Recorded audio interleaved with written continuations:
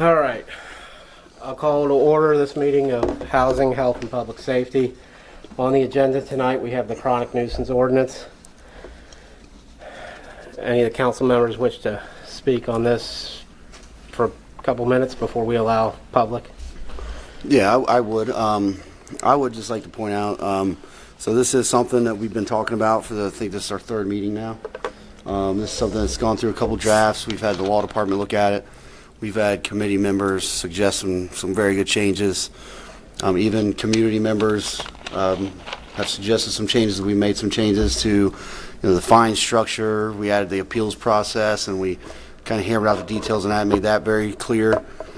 One big thing for me that we did was, it was suggested to us from our law department to look at Middletown's nuisance property ordinance. And one thing that differs from ours from theirs is the thresholds that bring you to a nuisance property, which theirs wasn't clear. It was down to the unit, and it was 2 and 6 months, which is very, in my opinion, aggressive.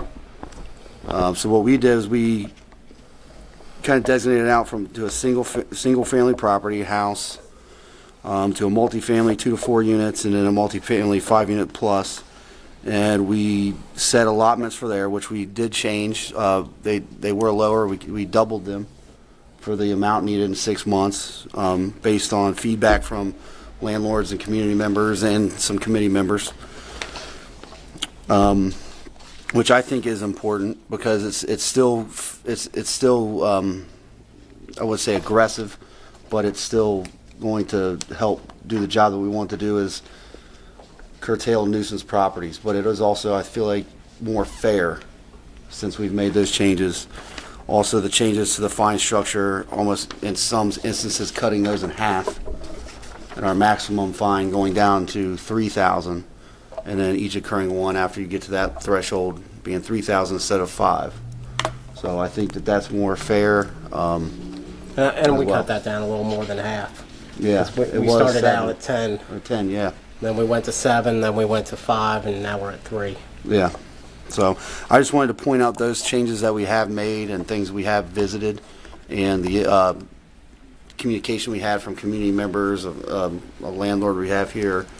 Pastor James he's weighed in on the fine structure, and we took those into account as well. We have Mr. Tassel here, who I've been speaking with on email, and I'm sure some of the others have as well, and he's got some concerns and some suggestions, and he was very highly touted at our last meeting as being kind of a subject matter expert on the matter, so getting it in front of him was key as well. But I did want to highlight some of the changes we already made. This is something we are trying to work with the community on, and the renter groups, the professional groups and that, and it's not attack on rental properties, it's attack on nuisance properties. Correct. So and I wanted and to, that's what I think a lot of the frustration that I'm hearing is that we're looking to attack rental properties, and that's not the case. We're looking to attack nuisance properties, whether it's single family, whether it's multifamily. yeah. We're looking to attack those nuisance properties that make Norwood look bad. Precisely. And it's I think very clear and defined on, and a lot of people were worried. Feedback I've gotten was, well, if I call for something going on in my house, it's going to count against me. It doesn't. And that's clear in here. Domestic violence, it can't count. Nope. There's a law. Domestic violence isn't even on this portion. And I think there are some people worried about that one, and that's not going to affect towards nuisance violations. It's illegal. Correct. So I wanted to put those things out there as well. Mm-hmm. And it's never been included in any of these 4 versions that we've gone through. Yeah, I mean, that's something to take serious, and we don't want anybody to feel that they can't call and report a domestic violence or a domestic issue. So. Good. Yeah, so,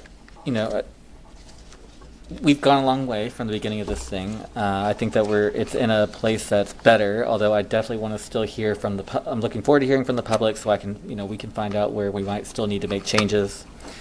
I know that, Pastor James, did you get this ahead of time? Were you able to see it? Okay, I apologize for that. I didn't think about that, but I did. It was sent out to a few people that were able to review it, and some feedback was already gotten. So, anyways, I will just say that I take this matter for a second. I went on a ride along with the Norwood Police Department about 2 weeks ago, and I got to see firsthand a property that I would say is probably going to potentially end up being a nuisance property. And essentially, I could just see how the people are treating the police. I could see how they were treating their neighbors. It's a bad situation for everybody, and right now there's really no rectification for it because there's nothing that we can really do to go after the property owner, even after warnings and such. So I do think that we need something because we have nothing right now, and we've talked about this in the past, that there's no civil penalties really at all in our code. Everything in our code right now is pretty much criminal penalties. And that's an issue in and of itself, and something that I think, after we get this done, we go back and look at some of that other stuff too, to see where we can take some things out of the crimes category, maybe put some things in more of the civil penalty category. But that's for another conversation. So long story short is I think we do need something. I think it's important. I think we've made progress. I've got some comments for a few changes that I'd like to see, but I'll reserve those. They're not they're relatively minor, but I'll reserve those for later. But again, I'm just glad that we are here, glad that we're continuing the conversation, and like I said, looking forward to hearing from the public. Thank you. I just have some points that I'd like to get cleared up. In section 1 here, A, what's the difference between 1 and 4?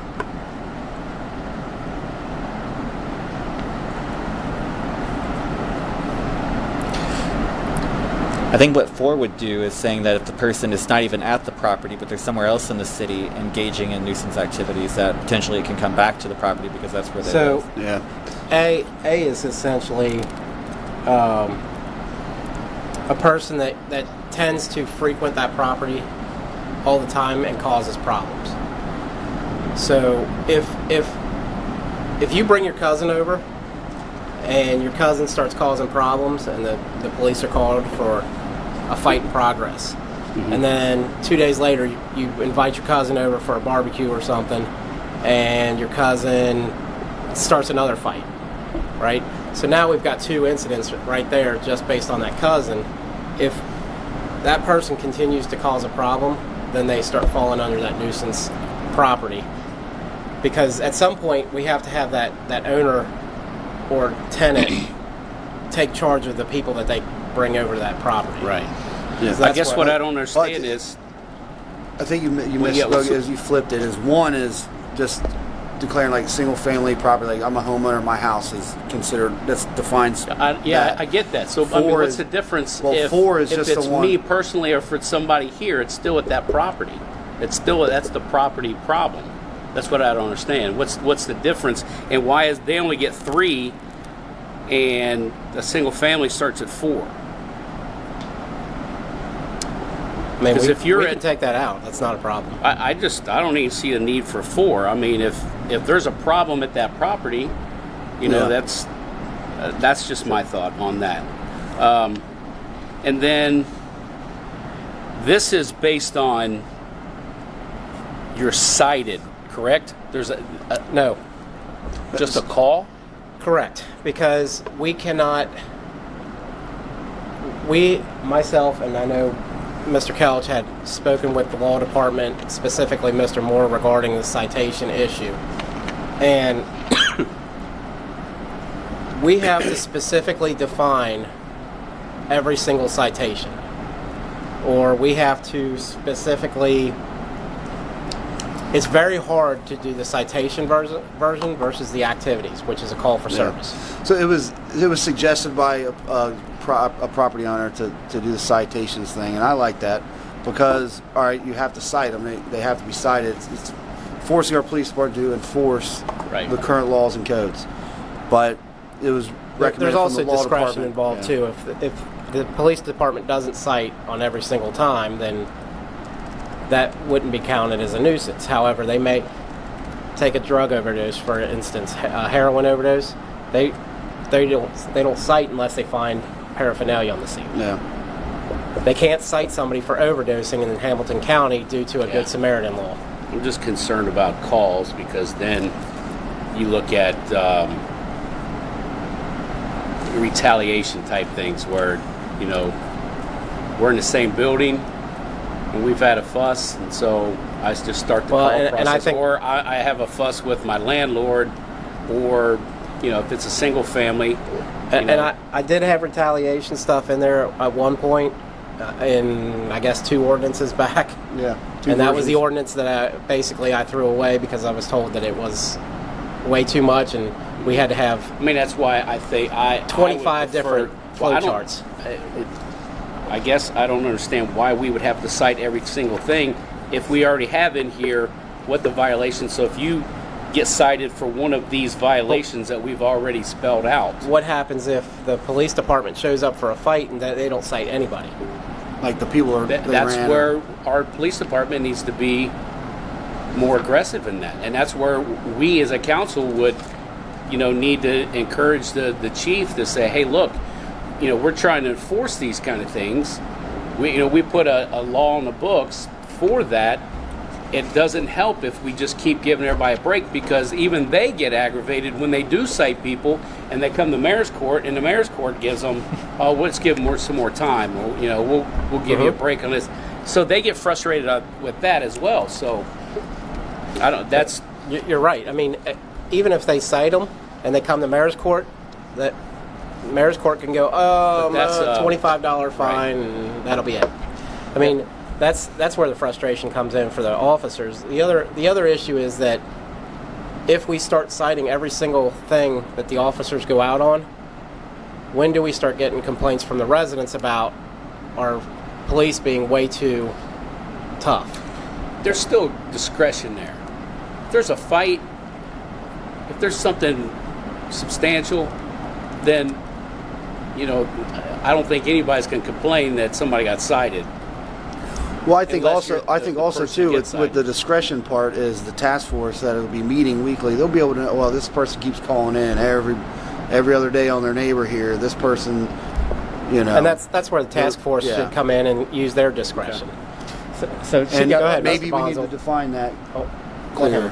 Yeah, so I just want to add 2 things to this. So I'm actually kind of torn on the citation part versus incidents, because, you know, once we have a citation, the concern, you know, like the over policing is the concern, and then people start having things on their records, and I get a little worried about that, because, you know, it could be something that, you know what, 2 people had a bad day, or a person had a bad day, right? You know, it kind of ended, you know, relatively amicably, and the incident happened, but, you know, the officer probably might use their discretion and say, you know what, we're just going to let this go. I think we all learned our lesson, and we'll walk away. But if we put, I do get worried that we might put too much undue pressure on an officer to cite. So that's one thing. I mean, again, I'm kind of torn right here.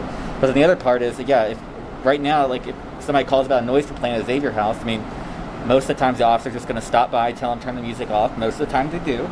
And it's going to be that. And there's not going to be a citation, because people, they don't want, Xavier doesn't want criminal records for their students, and the city doesn't want that necessarily either, you know, to give people criminal records just for a noise violation. However, you know, so anyways, I'm kind of torn on that. I don't know the right way to go. I'm kind of interested in what the public has to say on that specific topic, because I think that'll be informative for me. But Well, I don't also know. just don't think that the cops are not. I don't think they're going to show up and not cite for everything. I don't think if there's a fight, they're not going to not cite. Like, they're not going to be like, oh, you guys are all right.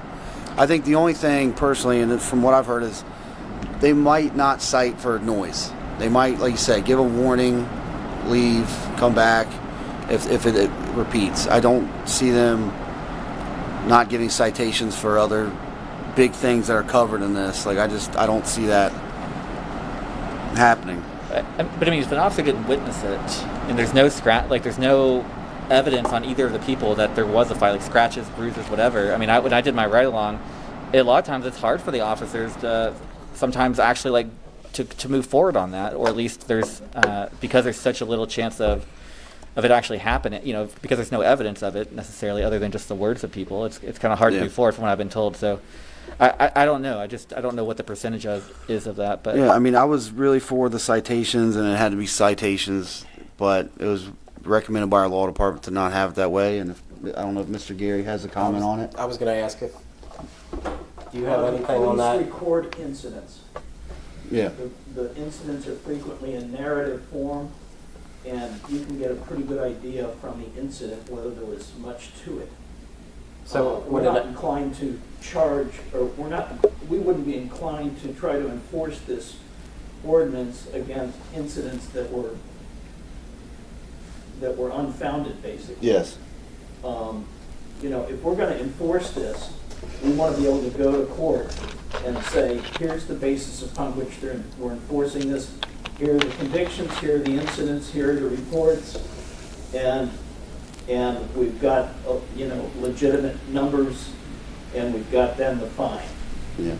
And so please enforce the fine. So I think what the And we've got the warning letters and the. yeah. So I think what the question is so we had it as citable and uncitable stuff, like with the citable offenses, which were pretty much in the place of where the nuisance activities are defined. I think on the second page it starts there. So why have it just as nuisance activity versus cited incidences? Well, you're more likely to have more uniform reporting of incidents. Yeah. In other words, there's a bigger universe of incidents that the police will log. Yes. Because what they do is they go and they make a report, and the report is put into their database, et cetera, and then you can screen those incidents based upon the address, for example. And use Or a that subject, and you can use that, yes. with a bit of discretion with the task force who would probably be doing that. And I do agree with Mr. Gary's comments that, you know, there is probably a more uniform display of incidences out there, and whether the cop comes and says, well, you know, you guys, it's okay, well, we're not going to cite you. The incident still happened. The neighbors were still subject to this incident and all the fallout of the incident, and that's why, in my opinion, I do see where that would need to be enforced by this ordinance. Because whether the cop had his discretion of, well, I'm not going to jam you up for this, it's still a problem for the neighbors. It's probably been a continuing problem for the neighbors, or even the start of a continuing problem for the neighbors. So that's why I do like incidents versus the citations, personally. Because whether they're cited or not, it's still a nuisance. Just another point of clarity, just so that I'm clear on how we do this. So, a single family, they have 4 incidents in 6 months. Then you get a letter saying, "Hey, you're now close to in violation of being a nuisance property," and then the next one. Yeah, so on that. So on your 5th one, as a single family, just let me run through this, is then when we start with, so after the 4, then you get declared as a nuisance property. Is that correct? At number 4, At you'll number get your 4, warning letter. for a single family, you would get, A letter stating, hey, you are in the process of becoming a nuisance property. Here's what you need to fix to. okay, so then the 5th Abate the one problem. is where you would get a $150 fine. Correct. Yes. All right, that makes sense then. Correct. That's the way I thought it was. I That's- just wanted to be That's the way clear. we tried to label it, Yeah. and we went with. So you got plenty. I mean, as Plenty. a single family, you're on number 5 before You get there's fined. any really ramifications. Correct. I mean, That's- we That's a lot of warning. well, and again, this was something that was discussed the last meeting, and you know, it was back and forth as to where the numbers wanted to be because we had it at 2 on the last one, Yeah. and I think there was a lot of problems with the 2. And I'm good with this. I'm just saying. I mean, I don't know how Yeah, anybody Middletown's could be is 2. upset. Middletown's because- 2. So you got a house twice in 6 months. That third time, now you're getting fined. Yeah. Yeah. I mean, we're making it a lot more fair and a lot more reasonable. Things do happen. But yeah, I think it's pretty fair. Yeah, I was gonna say I mean, at this point, again, I want to hear from the public, but at this point, I'm good. I I feel decent about those numbers because, I mean, that makes sense to me. The two places where I'm really gonna have some questions are once we actually declare a property a nuisance property. For each nuisance activity after that, so it starts escalating 150, 300, 750,000. But the thing is, once it's declared a nuisance property, it does not come off for 2 years. So you could have an incident after it's declared a nuisance property. There could be one more incident, let's just say 2 months later, right? So that gets them the $150 fine. And then it could be clear for a year, and then all of a sudden there's just something random that happened, and there's another incident a year later, 8, 9 months later. To me, I guess I just kind of get concerned because then that restarts that 2-year period, I think. Is that correct? No, it's just a 2 year. Oh, it's 2 years It's from not- the... it's We never put in there that it restarts it if you get another. It's just 2 years. It's just for that 2 years. I mean, you commit a crime, you go to jail, you get out on good behavior, you come home, you're on probation. Okay. You act right for a year, that 14th month, you do something else, you're getting penalty. I mean, it's... No, it makes sense. I think potentially maybe we... yeah, I mean, it makes sense. I would like to potentially see, though, either we lower that 2-year time a little bit, I mean, or at least by some amount. It just seems like 2 years is a really long time to be on probation when you had to get, let's just say for a 10-unit building, you had to get 10 of these nuisance activities before it's declared a chronic nuisance property in that 6-month period. And now all of a sudden you have to go a year and a half without getting any others before you get escalated to the next point. So that's all I'm saying. It's just I would just say we think about it, and if the public has any suggestions on that, I would love to hear it. On Do ways you have a suggestion on it? I don't at the moment. So yeah, I don't at the moment. I have a suggestion on it, Yep. that if a property's been declared a chronic nuisance property, it stays a chronic nuisance property unless there hasn't been any other activity for 2 years. And so if there's been another activity, then it stays regarded to be a chronic nuisance property until there's been this 2-year clear up, if you will. And What- that might So be you wanna different make it a than what running you're total. suggesting. Pardon? So that's kind of like a running total. Yes. Oh, so you're saying that? So if you get dinged on your 5th one, then that pushes it from that 5th ding goes to 2. 2 years, right. And if you go a year without not having nothing and you have something, then that 2 years starts over? Yes. That's crazy. See, that's where I'd say, like, I'm fine adding that if we lower the year, in my opinion. like a year? I say we make it a year, and then if you get another one, yeah, it's hard either way. But I mean, it makes sense though, because you don't want a property that's a chronic nuisance property that does have just continual things, but that 2 years expires, and then all of a sudden we have to go back to 10 more. Yeah. I could see that, and I kind of do like that because it allows them an opportunity to get off, and then if they don't comply and they still kind of do the same thing, then they get another year tacked on. I do like that versus just having it a year or 2 years where regardless they could get something every month. But well, at the end of that time, they're not going to be nuisance property anymore. And I do like that because until the problems are fixed, then they are a nuisance property. But Yeah. And then the other item I just want to point out, so we talk about the terms for the Citizen Appeals Board. So initially we're going to appoint somebody to serve a 2-year term, a 3-year term, and a 4-year term.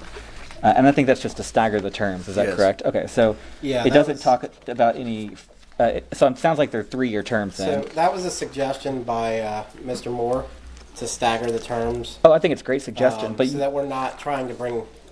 but we're just missing. No, I think it's a great suggestion, but we're just missing then that any subsequent so when they're reappointed, it's for a 3-year term.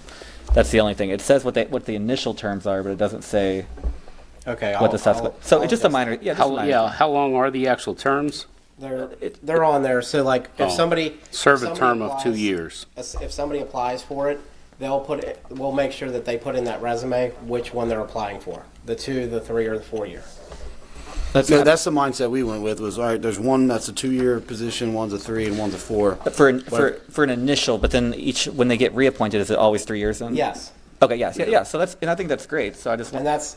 I didn't put in, I don't think I put in there initially, but No, and that's only just adding a sentence in. you know, if this is followed by any other council beyond us, Yeah, they'll do it 3 would years. still read the same way. So you'd still look at it and go, okay, we need somebody for this 2-year position. Let's get it out there, you know, a month or whatever it may be. So, well, but I mean, you're not saying that even so when this 2-year position expires, you're saying that they would be appointed to another 2-year position. People could apply for it. So Yeah, no, they're I'm not not- initially appointed right off the bat. So if you're sitting on, let's say you're Joe Citizen, and you're sitting on the board for 2 years, okay? Your 2-year term is coming up, but you want to still be on that board, you would have to reapply again. No, I understand. I guess what I'm trying to say is that so these are all just the initial appointments. I mean, to me, it sounds like what you're trying to do is like in 10 years from now, everybody on that board will be on 3-year terms, and they'll just be one each year will be appointed. Yeah. Is that kind of where you're trying Yes. to get to? So like basically every year you'll have a 3-year appointment that will be made, and then the next year there'll be another 3-year appointment. So that way they're just all staggered. Well, there's always going to be a 2-year, there's always going to be a 3-year. I would say I would recommend that initially doing that so that you have staggered, but I would recommend that each appointment after that then is just for a 3-year term. And that way just council every year, no matter what, there's only one appointment, but then there's Yeah, never and that- missing a year And that either. still staggers them. Because we have to kind of start with the bigger terms like that. But I think that still staggers it. And that way it just keeps it simple. Then initially we'll have to do the 2, 3, and 4, but then after that, everybody just knows if you're on it, you have a So 3-year then term. every year there's somebody getting reappointed to another 3-year term. Exactly. Yeah. Yeah. Or to, I mean, not think- another, but I mean, it could be a new person, but they would be appointed for 3 years, and then next year, whoever falls off, that makes a little sense. Yeah. Yeah. I think Mr. So Tim initially- is here. If there's a vacancy by resignation, I urge that whoever is appointed to that vacancy finish the Yeah. unexpired term. Yeah. Correct. Yes. Yes. And then be up to the 3 years if they want to be. Right. Yep. Do we want any? And then the other thing is, I was going to ask about term limits. You know, like the chair of our Board of Zoning Appeals has Mr. Bernie Sewer. I think he's been on the board probably nearly 20 years from what I've heard. He does a fantastic job. So I wouldn't want to term limit him. Do we want to think about term limits for this chronic nuisance appeals board, or do we just want to let the appointing authorities determine whether they want to continue or not? Yeah, because I don't necessarily agree with your comment, but so I would Yeah. like to see sort of term limits. Okay. Yeah, maybe I 2 think- 3-year terms. Or? Because I think council should have term limits. This drives me crazy. Hey now. So I don't the think vote- people should be in here for 10, 15 No, years. I agree. And switching offices and all that kind What of are we stuff. thinking? I don't 3? agree with that. But 3 as terms? far as this, what's that? 3 terms, are we 2 thinking? terms, I said. 2 terms? Yeah, I That's think 6 two. years. I can do two. Well, three-year that's, I terms. mean, if you look at the first initial year, you know, somebody may be on there only 4 years. So I would say that 3 terms of 3 years or more. So like, but even then, if somebody wants to appoint, if they only are there for that 2 years and they only get a total of 5 years, I think that's going to be okay. If we just call it 2 terms, that is what it is. Yeah. Oh, just so you know. Suggestion would be that the council is the gatekeeper by appointment.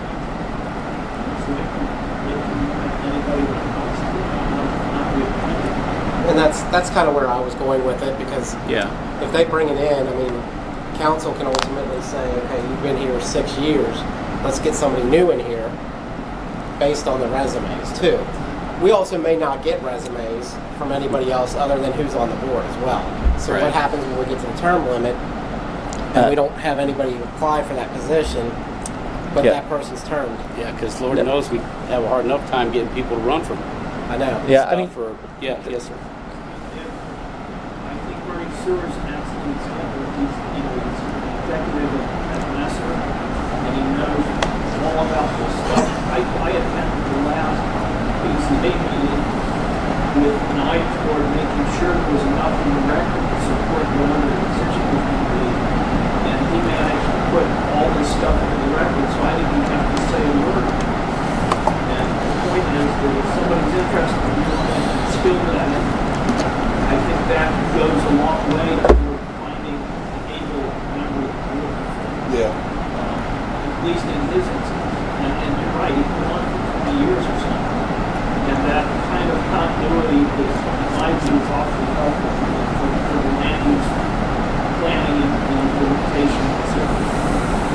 Yeah. So the other thing, I think that's good. The other thing I would just say is, and we don't do this, I think, on any other board, but I mean, other cities, I think there are examples of this. Do we want to offer like any amount of like compensation per meeting for any of these people that are going, or do we want to leave it as volunteer only? Volunteer.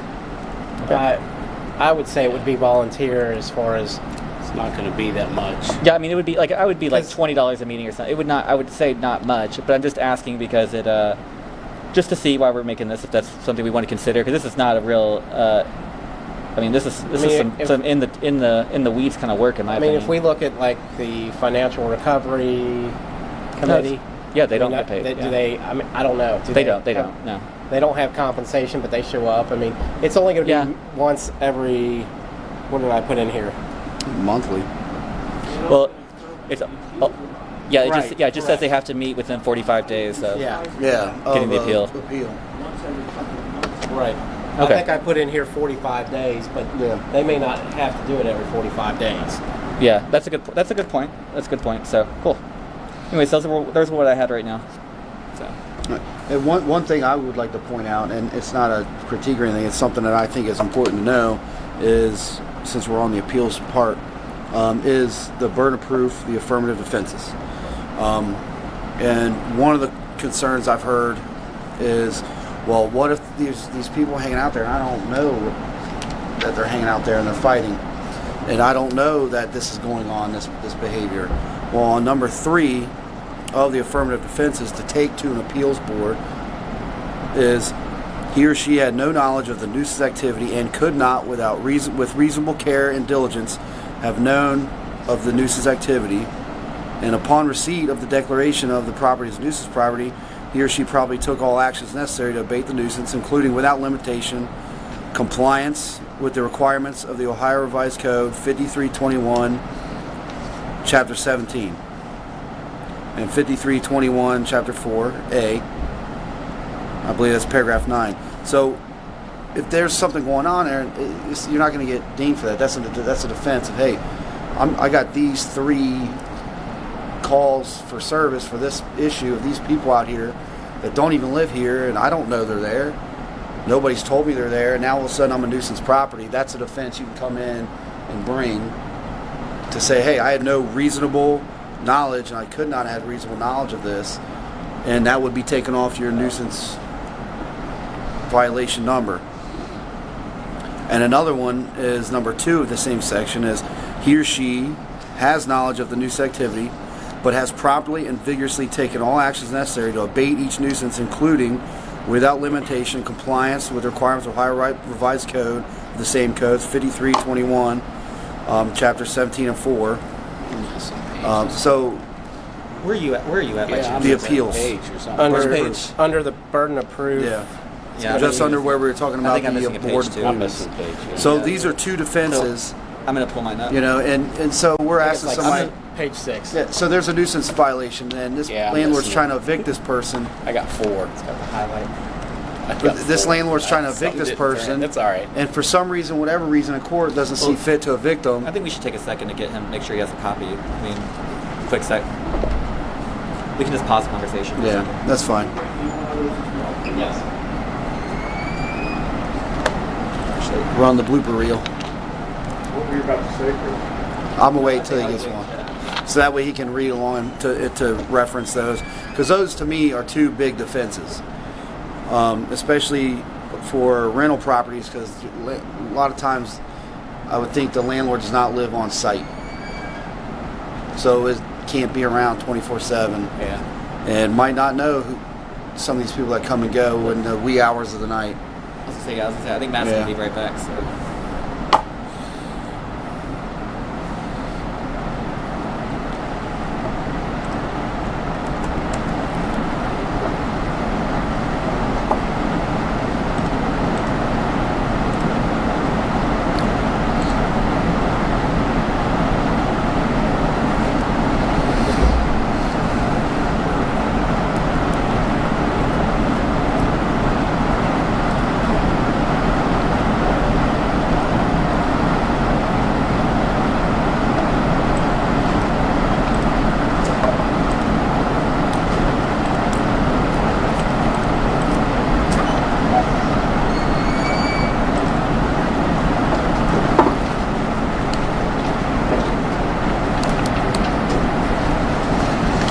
Thank you.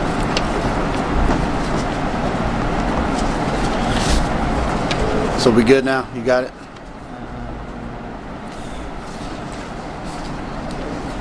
I think there So should this- be like 9 pages. Yeah, this is just talking about the defenses that can be used when you come to the appeals board. And this is definitely something that is very beneficial to rental properties and landlords, probably more so than just regular property owners. Okay, so I don't think though that this. Okay, I think that the ordinance that. Maybe we're just looking at two different ones. So I've got the ordinance that the law department drafted up, based on. Well, that's not the one we're looking at. Okay, so which one's going to be on the council agenda? I guess that's. Well, for right now, what I did with this one was take the suggestions from the law department Okay. and adjust it so that we could go in and look at it based on their suggestions. Yeah. Now, there is one part here that I've asked the law department to look into and figure out how we either take it out or leave it in, and if we leave it in, what their suggestions on changing it would be. And that's C under the burden of proof, because I wasn't real sure as Yeah. to what the question there was. Yeah. So like me and Matt sat with, we sat and we went through this with, I think you got the one with Keith Moore's suggestions and changes. Okay, I think that's. So what we did was, like Mr. Drace said, we just kind of fixed them, took out, put in, kind of by his suggestion from the law department. So do you have the sheet I'm reading right now? I've got it pulled up now. Yeah. Okay, but yes, so under burden of proof affirmative defenses under B numbers 2 and 3, I think those are very big for rental property owners to protect them, and they can come into the appeals board and say, hey, under number 2, I know the nuisance is going on. I'm trying everything I can to abate the problem. I'm taking them to eviction court, but they deny the eviction. What do I do? Well, that's a defense. You've done everything you can. You've went through the ringer with this to try to work with the city. You're communicating with the city. You're going to court. You're trying to get them out and get a different tenant in there. That's a defense. Number 3 is no knowledge of the nuisance activity and could not, with reasonable care and diligence, have known of the nuisance activity. So again, if you're not living at that property and you're renting it and something's going on there and there's no way like you would have known, then you're not liable for that. And I think these two here are huge for landlords, rental properties, and a defense of them. And I wanted to note those and have those read.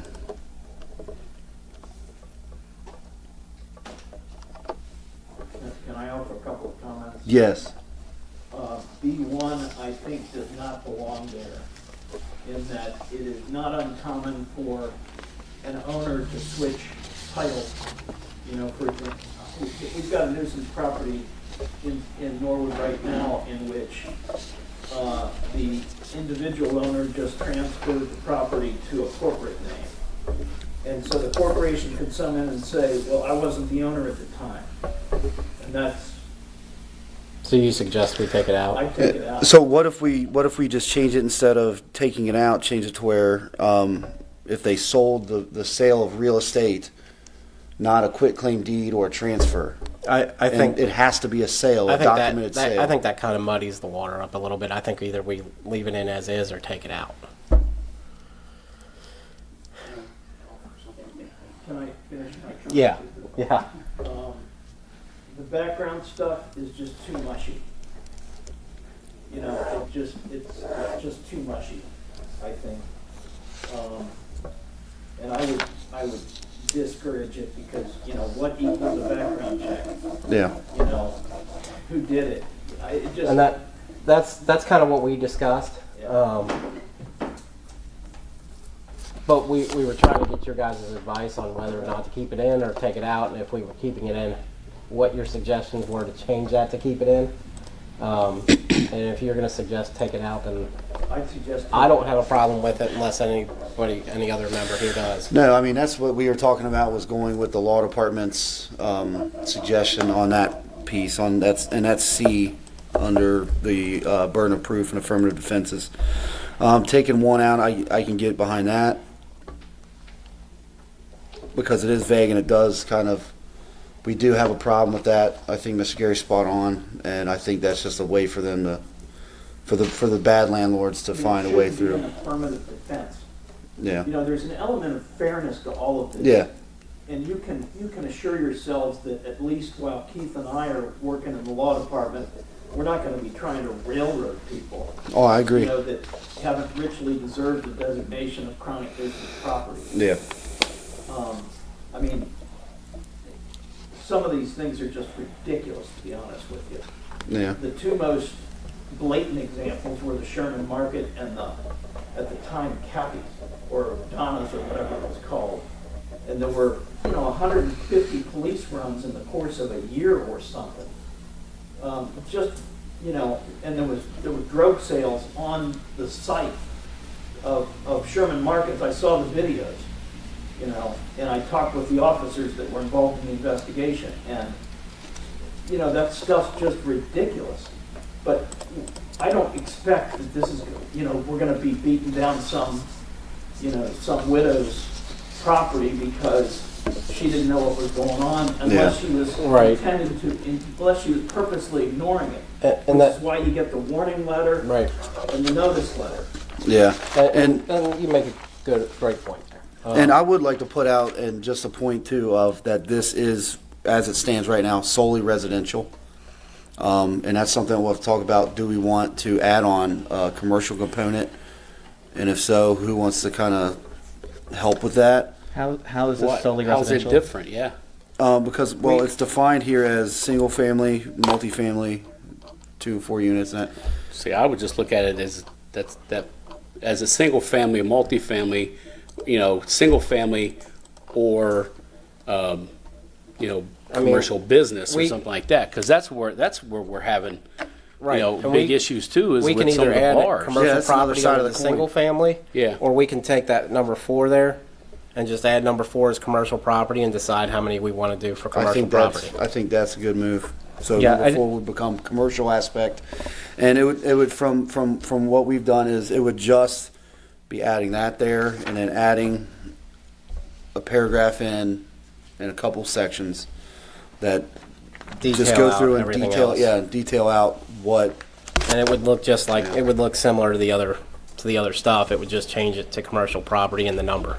Might not even add a page. I mean, it's not a hard adjustment. Yeah. We just wanted to talk with you guys before anything was put in there. Yeah, and Mr. Gary bringing that up, that's why I wanted to put that out. So we don't currently have that component in, but that's something that definitely we should probably, Absolutely. for the ease of it all, rather than coming in later, Yeah. 'cause add it in that's- before we take it to council. Yeah, That's one of part our of what nuisance- yeah. That's part of what we're doing here. And I would also like to put in too, so there was, and I know there's going to be some talk about this one is, let me find it,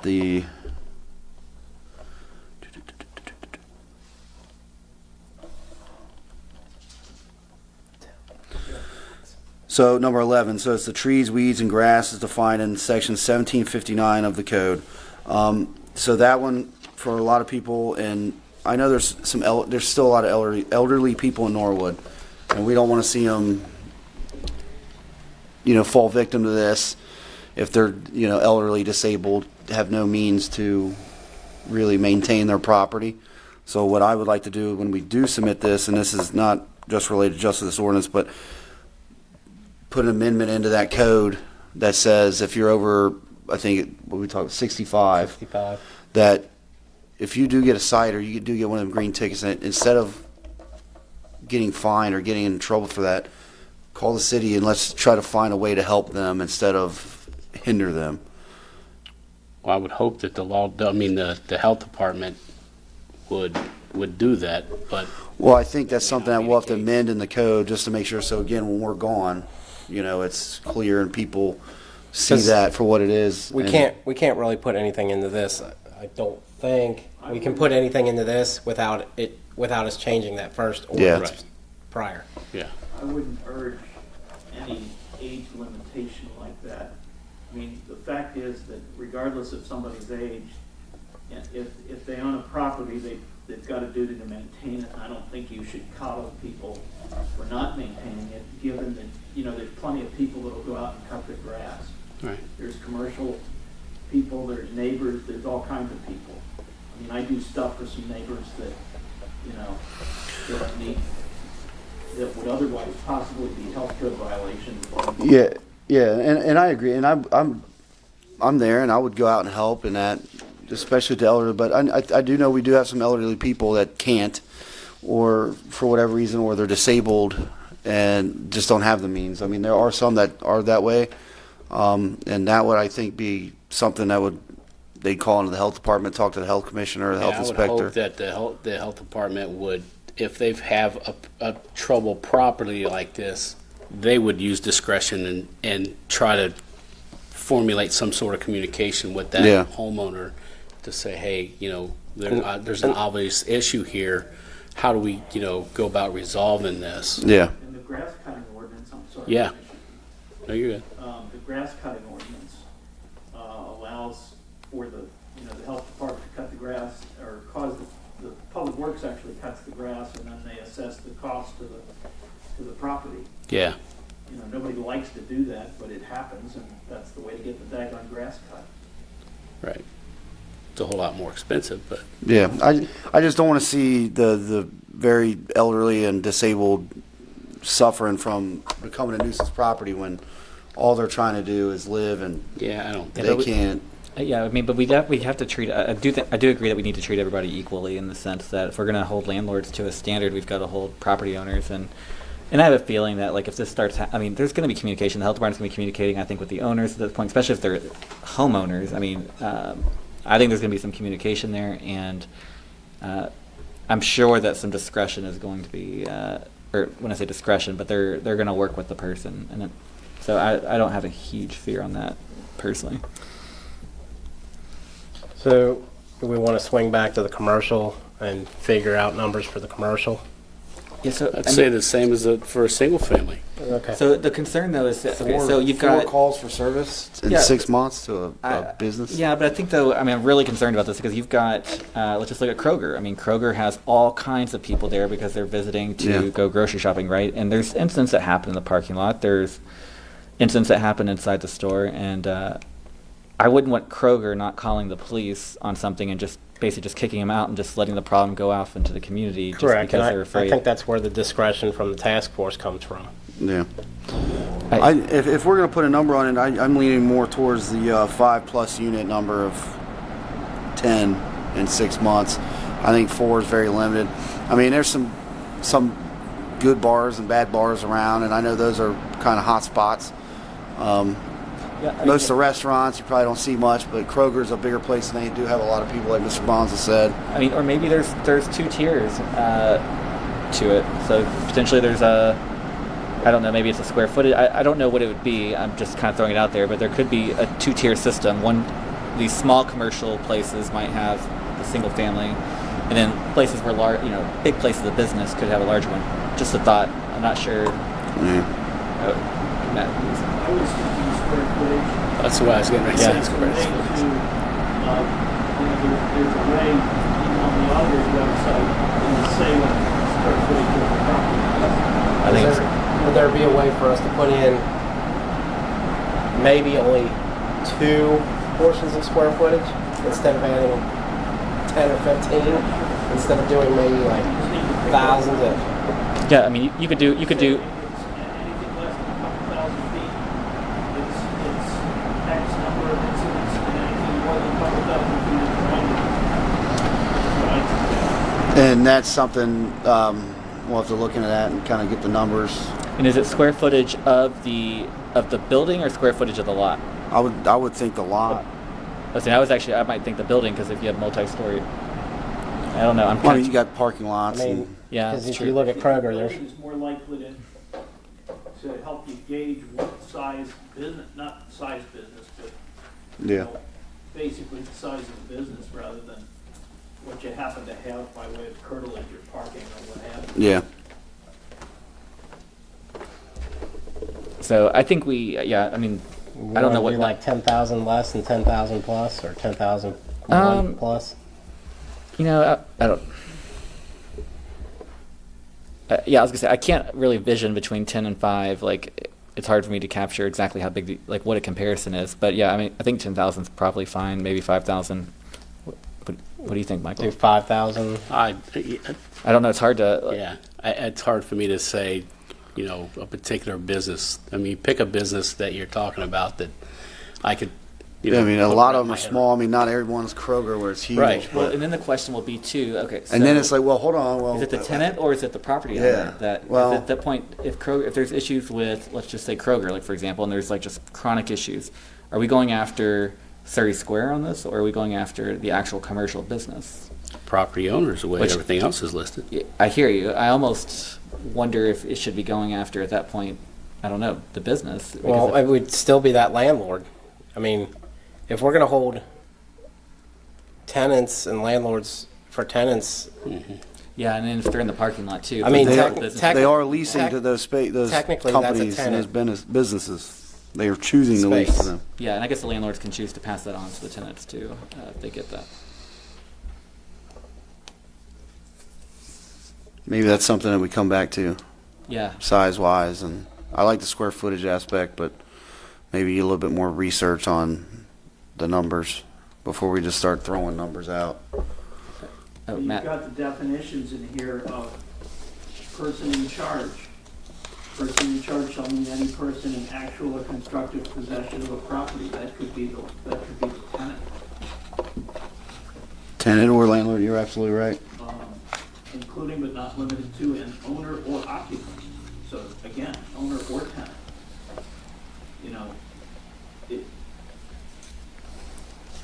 And probably if the tenant's doing this stuff, they're probably in breach of their lease. Yes. But we're The owner's then has some recourse against the tenant. And just like with, Got the same issues about defenses and that kind and of. just like with a rental property too, at that point, we can provide the number, the runs, the detailed complaints, stuff like that. I mean, I have no idea how many runs Kroger's going to generate, but, unless they're falling down on the job, I would not expect Kroger's to be charged with this, I think they would handle it before it got to that point. I don't think so.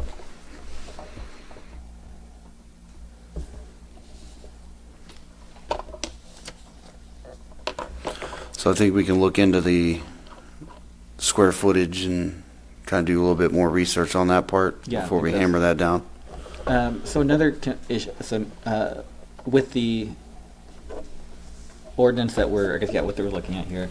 So it mentions on the warning that it's going to be, let's see here, mailed out by certified mail. Is that correct? yes, Okay, sorry, I'm trying that to. was a suggestion by the law department and Chief Kramer. So the issue, though, I would say, okay, so sent by certified mail to the address of the owner is listed in the county auditor's office.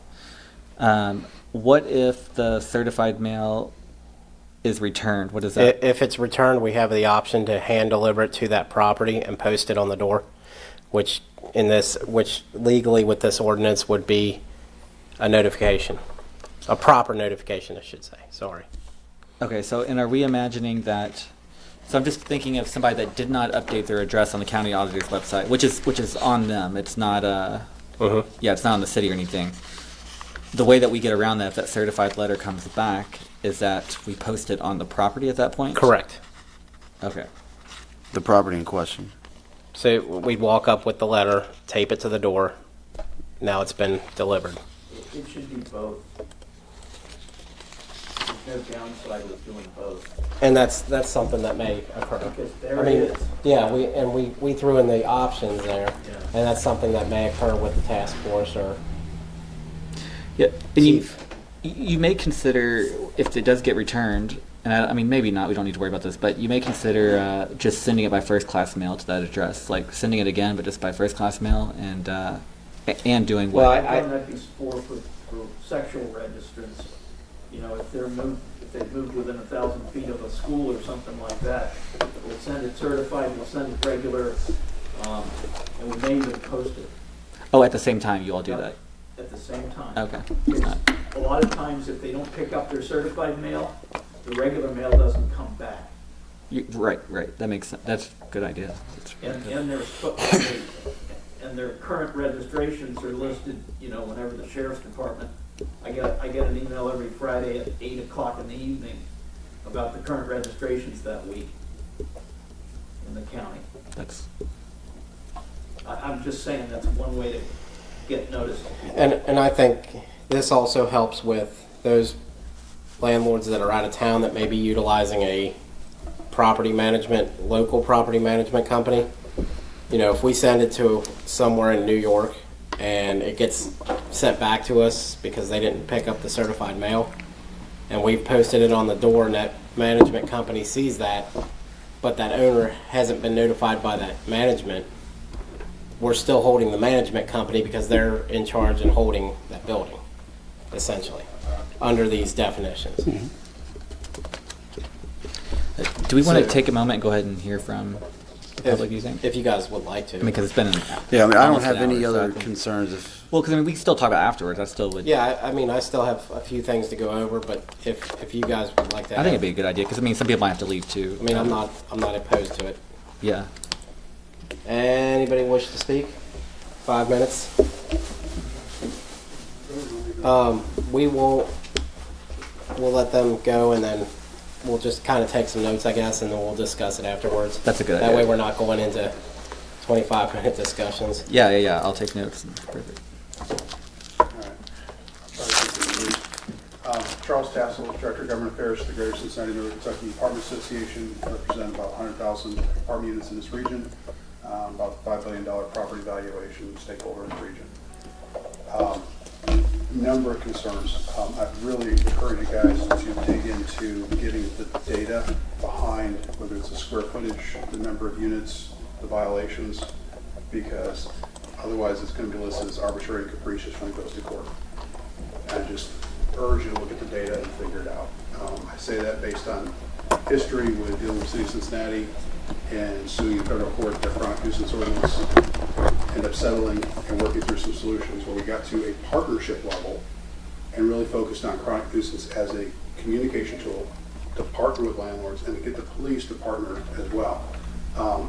I understand and I appreciate the appeal process in there. And ideally, somebody isn't unknowledgeable. Ideally, they're at the point where they're going, I've gotten the letters already, I've already got some communication down. In fact, I actually reached out to me a liaison, and I was asking for some more stuff, and I found out this weekend that Unit B threw a party. And guess what? We're going after them. And even in this, looking at kind of, as you mentioned earlier, in the discussion on commercial property, do you look at the property, do you look at the building, or do you look at the unit? The reason those three are important is my one tool as a property owner is eviction. So I look at everything, that's my hammer, I'm going to pound with it. It's the only tool. It's the only tool I really have. Now, I can not re-rent to somebody if somebody's a problem, but they're not quite hitting that threshold. That's something else I can look at, but that's a longer term process. The other thing I can look at, though, is if I'm working with the police department and they're saying, hey, you know what? Your property butts up against another property and we got a chain link fence here and somebody's doing drugs back here, but our officers can't get there in time, there's a way we can work through that. And that's, CPTED is the process. It's crime prevention through environmental design. Encourage you to incorporate that terminology in there. That way there's principles in place. You don't have something that's arbitrary, so the police officer looks at Mr. Gabbard and says, Mr. Gabbard, your 4-family, you need to put a 24-hour security guard in there. That's what our requirement is for you. If you don't do that, you're going to be listed as a property or as a nuisance property. And by the way, if you're a nuisance property, gentlemen, the banks look at that very closely. They go, wait a second, what do you mean your property's, we got a mortgage on a property that's a nuisance? Wait a second. So having even some step in there that's not automatically declared, and then you're appealing it, because now you're already in that category, and typically you're violating a mortgage at that point. So giving space to say, get the communication in there, give somebody the opportunity. One of the things to consider, a 24-hour window, so that the police do not go out on a Friday night and there's a fight, there was some gambling, and something else happens, somebody got 3 write-ups on one night. And they may be legitimate write-ups, and that may be a legitimate property, but it gets addressed and there's not something else going on versus, oh, there were actually 4 situations that occurred. And somebody's written up in one night, And they've done their whole violation for 6 months or however you process it. So a 24-hour rule typically is in there. That's one of the things we encourage. Even what the communication is to the property owner, one of the things we sat down in settlement language, said, here's the letter that the property received.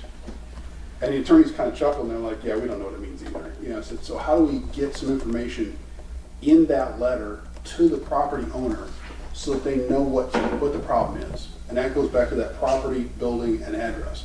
I can get an eviction on an address if I've got some backup, if I can reach out to the officer, say, hey, can you come down to the eviction court with me? That kind of support goes a long way. Without that, you get some problems. And I'll just tell you, the April 4th, go back to HUD's rules that came out April 4th of 2016, where it talks about you're innocent until proven guilty. Except for drug dealing, it's got to be a conviction, or as a property owner, I'm not supposed to look at it. And that's going to impact a chronic nuisance ordinance, especially a new one. Ones that have been on the books, they're kind of grandfathered in, but you reach up to, what's his name, Mark, on the city of Cincinnati, he's the attorney for the police department down there. He will tell you, it's only in my ward, and you can't even think of his last name now. But he can help kind of give you some guidance on that as well, and some of the things that they've learned in that process, so that you can make this a functional law. This is types better than when I first saw. So I just recommend you guys on that. And there's a few more steps I think that you could put in there, and I'm happy to work with you on it. But that innocent until proven guilty, we all agree with that as Americans. Careful how an incident versus a citation versus a conviction. I can't always go before a judge and get something on an incident. Now you give me a conviction, great, now I can go in. But that means you're gonna have to work with me in the time to go through that legal process, and maybe there's some other things we can get them on, or I don't renew them if I know about it and I've got communication going back and forth. So how that process works together. Was that my 5 minutes? Yeah. Sorry. So I'm here, I'm available. Do we want to extend We give them I would like to. 2 Yeah. more minutes? I think so. Can you finish up in 2 more minutes? Sure, I was going to say, I'm happy to answer questions for you guys. A couple of things I'll mention to you. There's one spot here where it still says a reasonable time. I encourage you to take out reasonable time, put a time limit that's set so it's consistent for everyone. Incorporate partnership with the Apartment Association, to RIA, to the City of Cincinnati's Police Department on their subted and landlord training. So when you get somebody who's starting to get violations, send them to that. Think of some things along those lines. We found there's 2 kinds of people that are problem property owners. The ones who don't know and the ones who don't care.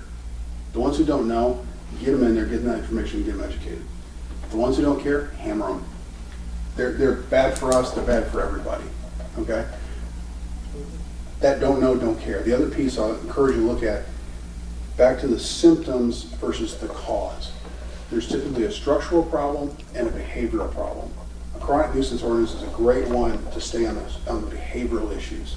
So keep looking for the behavioral side on that. Your inspection programs and other things are a way to go up to the structural. So keep those separate in your mind. It helps clear up what you're looking at in the laws. But on the commercial side, Kroger doesn't necessarily get hit unless there's a fight in the parking lot. Okay. Most of their stuff is petty larceny and stuff like that. So that's not covered in here. So you're not going to harm them in that sense. So you can walk through that process. But I'm here. I'm happy to help you guys on this. And We're all facing I this do kind of appreciate you helping us on this. However, I really don't want to get into the let's baby everybody, because we've been babying things around the city for 20 years. Mhm. We've been very lackadaisical, so to speak, on a lot of things, and we're trying to get an ordinance that is all in one piece, so that we have every department on one page. They can cite within one ordinance instead of citing 10 different ordinances, and then them going, well, we're not citing it all because we don't want to cite 10 different ordinances. I understand the frustration for people with a new ordinance coming out. Okay, I get that. However, we have had so many problems. I went and talked to some guy, a resident up in the north end, that was just furious about what was going on up there. furious. And he pointed out 10 properties right off the bat that were drug houses, party houses, high grass, and nothing has been done over 10 years. They've been doing this for 10 years. 10 properties up in the north end. So, you know, I mean, if we're going to look at this and go, well, you know, this is way too strong, there's got to be a give and take. And, you know, we've gone through 3 meetings now. We've taken advice from other landlords that have been here. We went from a $10,000 fine, which I thought was extremely strong and very powerful, knocked it down to $3,000. Okay, we've gone and we've doubled the number of incident or activities on here at the request of landlords from the last 2 meetings. Again, I think that was very eased. I think that's very easy to double these properties because, again, if you read Middletown's is very strict, very strong, very do it this way or get out. Okay. Have you read Gulf Manors as well? Gulf Manors is very strong. Gulf Manors, actually, we're in a freedom of information request process with them right now. So, Trying to work with them on some of the process so we don't end up in court. I mean, if you look at other nuisance properties, they're very strong compared to this. And my comment isn't not that it has to be not strong, or that this is or isn't, but make sure your numbers are based on your data, because otherwise, I'm not saying I'm suing, I'm saying when you get sued, it'll be considered arbitrary and capricious. And they'll go, well, we sat back and watched and go, 5,000, 10,000 square foot, what was it? That's arbitrary and capricious from the law's perspective because it's not based on the data. So you're basically asking us to take section number 1 and break it down into 40 different. No. The groupings there could be fine. The auditor already has breakouts of different size category properties. That's a good one to go on because now you're not saying we're creating something. You can say there's single family, there's 2 to 5, or actually they use 2 to 4, and then 5 or more, 5 to 9. I think it's 10 to 19. It goes up from there. Those are already standard breakdowns in state law. So utilize that, but work with your police department to figure out what are our runs based on? Where are we getting runs to? That'll tell you how many numbers you need to set as your triggering point. Yeah, like I think what he's saying is, and I got a chance to talk to Mr. Tassel earlier a little bit, is 4, 5 plus units. Let's look at a 6-month period of time and see how many runs on average there are of these buildings to make sure that these numbers are good numbers and not just pulled out of the air, I think is what he's trying to get to. And I get that. And the issue that I have with that, again, is we're still looking into having something that looks like the building department square footage schedule. You know, how they've got 25 different square footage schedules and how much is paid per square footage. I mean, that's essentially where we're going to end up getting into. I think there's actually 5 categories for when it gets on the multifamily side of things. There's singles, 2 to 4, 5 to 9, 10 to 19, and then it's up. I'm just saying, I was asked to try to provide you some information so you guys don't get sued. It doesn't work, you know, it works for everybody, it benefits, and it's a partnership. That's a piece of advice I have. I understand that. And what partnership would single families have? Because you as a partnership with landlords, if we're out there making partnerships with landlords and doing things with landlords, what partnership does that bring single families into? Because they're not part of that. But the single families, so a single family rental or a single family homeowner? Homeowner. Single family homeowner who, trust me, I have some across the street from some of my property. And they're frustrating when they don't do what they're supposed to do. But getting the communication, and a lot of times what you've got is... They're not part of that group, that communication group, because that's only landlords, right? What Rental properties? No, I'm saying for the single family is the first category. Because that's whether it's property owner or rental. Just single But family. you're talking about, hey, let's send them to this place and figure out how to fix this nuisance property, right? That's what you're saying? Well, I'm saying there's options before you ever get to the chronic nuisance property. Put a step in there and get some information to them. Say, hey, there's. That's where the warning letter comes in. Right. At Hey, that point, give you've them been some- warned. Take care of it. I think what he's saying, and I think there could be, we could just adjust essentially, especially for the multifamily 5+, instead of at the 9th, so just one before it's declared a chronic nuisance, maybe for the multifamily, we send that warning letter at the 6th or at the 5th, and that way they at least have warning that if you get 3 more, you're that. I mean, is that kind of? Yeah, I mean, get that, again, chronic nuisance ordinance is a communication tool. I mean, this ordinance here, just the ordinance itself is a warning. Are we going to mail a copy of this ordinance so that every No, property owner but it'll actually- be online for them, for anybody to print off. This ordinance itself is just a warning itself. I mean, yes, I know- I'm I know- I probably know what thinking into it too much. Well, I mean, you're super engaged as a council member and as a resident for many, your entire life basically. Like My Norwood. entire So, life. I'm sorry, I didn't know if you moved for a couple of years, so I didn't know. That's why I just said basically because I didn't make sure. But I don't know if people that own property here, they may not realize that we've changed the ordinance. So I mean, I don't mind, like I said, making the warning letter come a little earlier. I don't want to send a warning letter for every single 10 warning letters before we go out on this, but I don't mind at least making it a little bit earlier to get this. And I see that side of it, and what you're talking about is communication. I think because we're not going to go through the streets with a big truck with a big microphone on it yelling the parameters of this ordinance. So there's going to be property owners, landlords that get these letters and say, "What is this?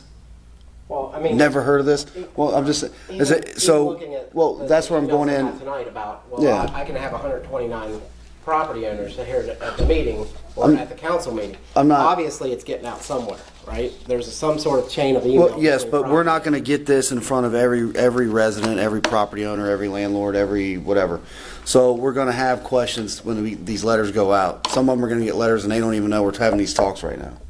So having the letters go out a little sooner doesn't affect this ordinance at all. It doesn't affect the stance it is. It doesn't affect how fair it is or how And I think aggressive it is. I think It's it just makes it getting more that out effective. sooner. It makes it more effective too if you get it out sooner. Because I mean, it might have more residents and property owners, landlords taking care of having more time to take care of the property issues.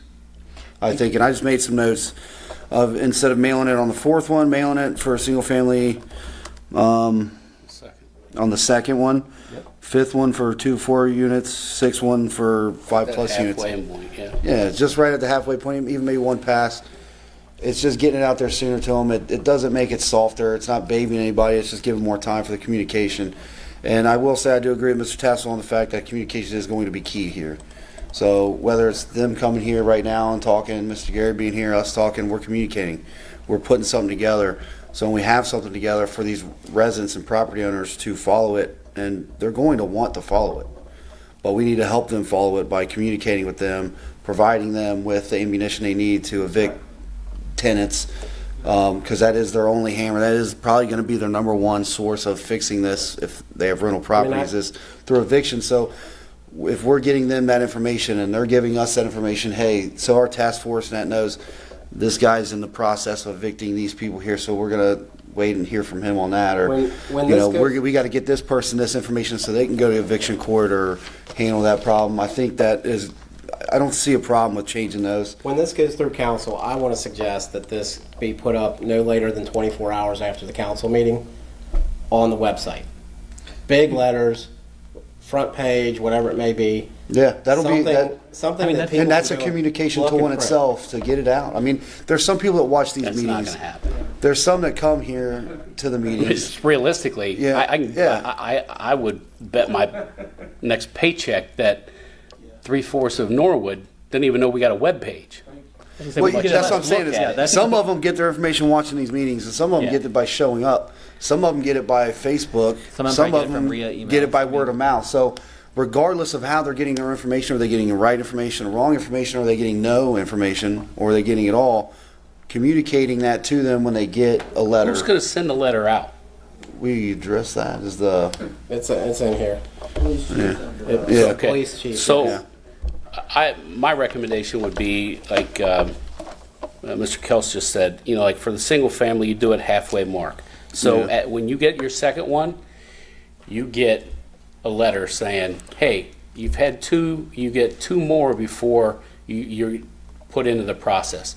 Yeah. That's a good warning. And then once you get that 4, hey, here's your warning letter, you're now into the process. Yeah, If it's declaration letter for saying any you're a rental nuisance property, if it's for any rental property, whenever they get that letter, that midway through their first, few, then we could throw in there, hey, you only have a few left. We would highly suggest that you look into this particular program to maybe get some assistance in how to deal with what's going on. To give them a chance to look at that. I want to be as stern on this as possible. I also don't want it to cost our city a bunch of money because we don't have it and just I get right. that. And like I said, my original ordinance, my very first one was 9 pages that I dropped down from 16. Yeah. Okay? I sent it to the law department. They looked at me and went, we don't need 9 pages. That's too much. Let's drop that down. Guess what this is up to now?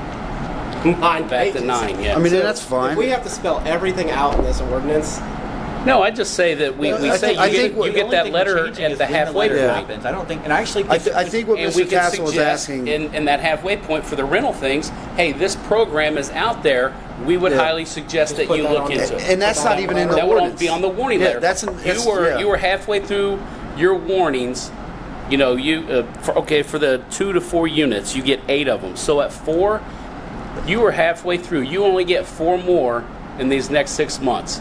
We would highly suggest that you look into and attend yeah, I That- don't remember what but the- that they can set use property. Yeah, he can send an email, sure. And hopefully it will help you to resolve future issues. and all that can be added, and all that can be added later because we don't need all that language in the ordinance. But I agree. I mean, I think that's a good thing. Yeah, that's just a letter So- of recommendation. I mean, Yeah. just recommending from the letter that the chief sends out. Yeah, and it's not even changing in here. It's just verbiage in a letter that we're sending out already. I'm just trying to make sure that if we're sitting here trying to add things, that we're not getting emails from the law department going, well, you need to add this in because it's got to be spelled out. You know what I No, mean? that's just verbiage in the letter. They're sending out saying, hey, you're going to be in danger. By the way, you can attend this course. I would recommend that if you're contemplating sending something out after two. That's it. We're going to put that in there, but I'm talking about the program. You're saying that the full text Yeah. of that letter should be in the ordinance? Just the fact that you're going to send the letter. Is no, just dropping it to that 2 level. So when I go through and change this stuff, that warning letter will just go down to like that 2 mark for single family.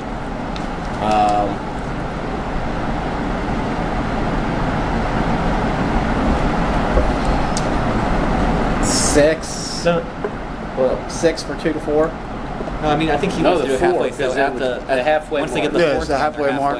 Yeah. So, and plus, I think that again, doing the warning letter earlier at the halfway mark, I think it's going to increase compliance because people are going to get that. You don't have to now wait for another 2 incidents for the landlord to be notified so they can start working. Yeah, on and it. that's all that is a change in that paragraph. Yeah, exactly. So I think we can I probably just move on. wanted to make sure that we didn't have to add the program stuff into here. Yeah. It creates that communication, and not just with us as a city and the landlords, but with the landlords and the tenants And as I don't well. mind it as long as it doesn't have to go be spelled out and adding more pages. Yeah. Do we want to talk about any other things that he suggested, or do we want to just hear from the rest of the public first and then have discussion? I mean, I guess I kind of broke my own rules. So. yeah, I was going to say. I guess we'll continue on if Yeah, if I any of would us just have- note that, Mr. Castle, will you send me those in an email? Will you please send me that in an email while you're talking about the course? Any suggestions that you have? Yeah. Thank you. Send I it mean- to Geraci and he can put it out since he's the chair. Yeah. Okay. If we want to discuss with him any of our comments or anything, that's fine. Since I kind of broke our own rule there. Yeah. I mean, the only thing is, I would just say that the only thing I'm going to probably bring up again is the 24-hour window between things. So I think that I get where you're coming from, and I'll answer that Yeah, as soon as you're done.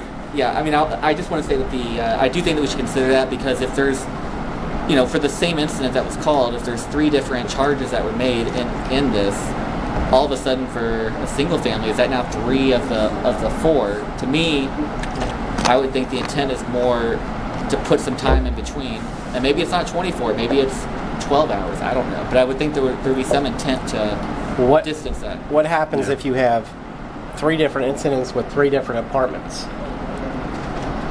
It's all in the same building, but let's say you got drug sales in one apartment, and then all of a sudden, let's say that's at 10 o'clock at night. And then we'll say at 1 o'clock there's a big party with loud music. That's number 2, but that's not the same apartment. Yeah, I mean, it's true. It's just now you've got incidents in that building that are going on that are still a nuisance. Whether it's one person or whether it's three different people in 3 different apartments. You know what I mean? Yeah, I mean, what if you then put no more than? I mean, what if you say 2 then? So no more than in any 20, no more than 2 incidents that count towards the 10 or count towards the 4 can be in any one 24-hour period. So at least, again, you get if there's multiple issues, but I mean, you don't start seeing 6. I don't know how many times there's I'm not exactly sure, but you don't start seeing then situations where you could have 4 or 5 charges, because of some big incident that kind of blew up, and then now they're on major limbo. It may not be a big issue, but I think the 24-hour thing is something to consider. Just mine. Did they want to speak? Yeah, I mean, I want to make sure that we. No, but I mean, hit on all they've been here an hour and a half, though, so I mean, I do think that we should probably. Yeah, go that's in fine. In case they have to leave. Yeah. Yep. Mike Weigel, 2016 Mills.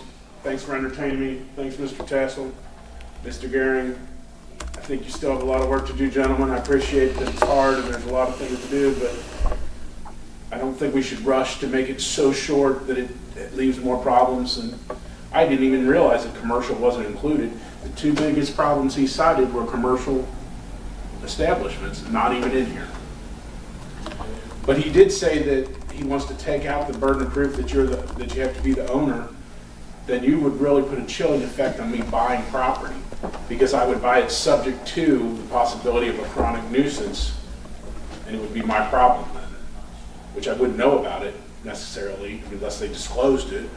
I guess I could argue and go back and try and sue the past owners, but You wouldn't be held for that. well, right now I wouldn't, but he said take out, you know what I mean? Well, One of the defenses was that if you're not the owner. but I mean, I think with the issue that they're going to see, though, if you put not the owner, is that it's so easy to transfer a property to another LLC for $0, and that would be an affirmative defense. You can just transfer and then restart the clock. But Well, you know what, and there's ways to work around that, but if you just take it out altogether. But see, I think okay, again, let's say the 3 of us have an LLC, okay? All of our names are on it, but the property's in my name. Now all of a sudden it's a nuisance, and I transfer it to Mr. Gabbard, and now it's in his name, right? Well, Mr. Gabbard could essentially say, "I had no idea that those were part of that." Now all of a sudden, We're going to go to that trouble. I think generally you have a mortgage, you can't just do what you just said. I see it costs more money than. to do it. And of course, then you have big fines you're avoiding. I mean, I get it, but do what Chris said. Make it, if it's a transfer, that's not, it has to be an arm's length transaction. It has to be a sale. Well, then we get it. I mean, and I like that idea of that, because I feel like you're not going to sell something for fair market value when you're trying to pull a fast one. But then we get into how much, or do we put that the sale has to be over for it to count? Kind of Think talk. about that. You can sell it for $1, I suppose. Yeah. And then, but well, then then you still have, but then you have actual legitimate sales, though, that actually where they do transfer the LLC and don't actually, it's not recorded as a sale. But maybe that's buyer beware then, if they wanted to choose to go that route. that's true, because then you have I don't know, but Yeah. I can see that as a problem. Just, I'm giving you my point of view on it. That's why I'm here. try and at least throw some of that out. Yeah. I really think it goes back to citations. Maybe there's even some way you can mix in some of your other things. But if you really want to solve these problems, go there and pass them a ticket. I mean, you don't have to throw them in jail. Just give them a $25 fine for loud music. But you guys don't want to do that because it's pain in the ass or it's hard or they want discretion. Yet you want to come back on me as the landlord and say, well, I have to evict them for that. And that's getting harder to do. We're not saying you have to evict them. Well, that's my only, or I can pay the fine. I mean, Well, you could send them a letter saying, hey, You got look, a 30-unit building, man. If you've got that many violations at that one property, you got a problem. You should be a victim. I'm trying to figure out how many Period. they got so I can know. Yeah. Yeah. But between people calling and complaining about whatever, I mean, there was a guy in the parking lot of one building the other night, I think that we called twice because he had a seizure and he was out there going crazy in the back parking lot. Well, I mean, if he had a seizure, that's a medical that's thing. a That's medical not covered problem. in It here. might be medical, so I'm not sure. Yeah, That's not, I mean, the only medical problem we have listed in here is felony drug, and that would be under the heroin overdose. Well, felony drugs easy for me because I can evict on that no matter what, and I want them out of there no matter what. Yeah. What I'm concerned about, and I've already heard different places say, oh, well, I can get, now that I heard this is coming, I can get at my neighbor, I can get at my landlord. And people are just going to call for whatever piddly reasons, and that's an incident, and that counts against me. That's all. We've got 30 families That's getting it. all in one address. I wish I knew how many darn calls I got. Becky's going to go back tomorrow. They were very nice to her at the police department today on it because she asked about that incident I just talked about. Mm-hmm. But she didn't ask for. They said if you apply for something, you can get how many calls you had. So I'm gonna find out. Just Apply for Yeah, something. and if you have, you have to, since we're asking for more than just a simple piece of information. You say, well, here's the address. Can you tell me how many calls in the last 6 months? And you Yeah. fill out a little form and. Oh, okay. Yeah, I was going to say. So that is something you were able to figure out and do? Yes. did you, Okay, They good. were very nice about it. you didn't have to do it in person though, right? Like you could do it by email, I don't know. but you all It's went, just as okay. easy to do it in person. That's fine, it's fine. I mean, you know. But,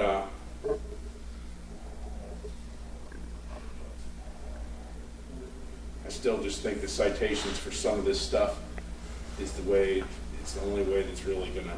Well, and again, when I was speaking with the law department, it's kind of, we're trying to, again, we've had concerns and complaints from residents about the police department being too harsh on people and getting things on their record that may hurt them in the future.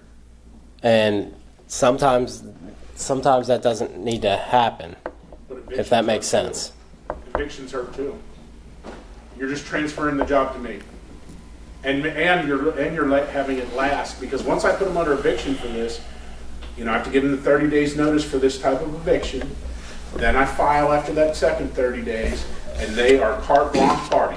Well, Because they know I think the Screw you. biggest thing for this that we're trying to affect is whether it's single family, owner occupied, or commercial or rental, we want good people.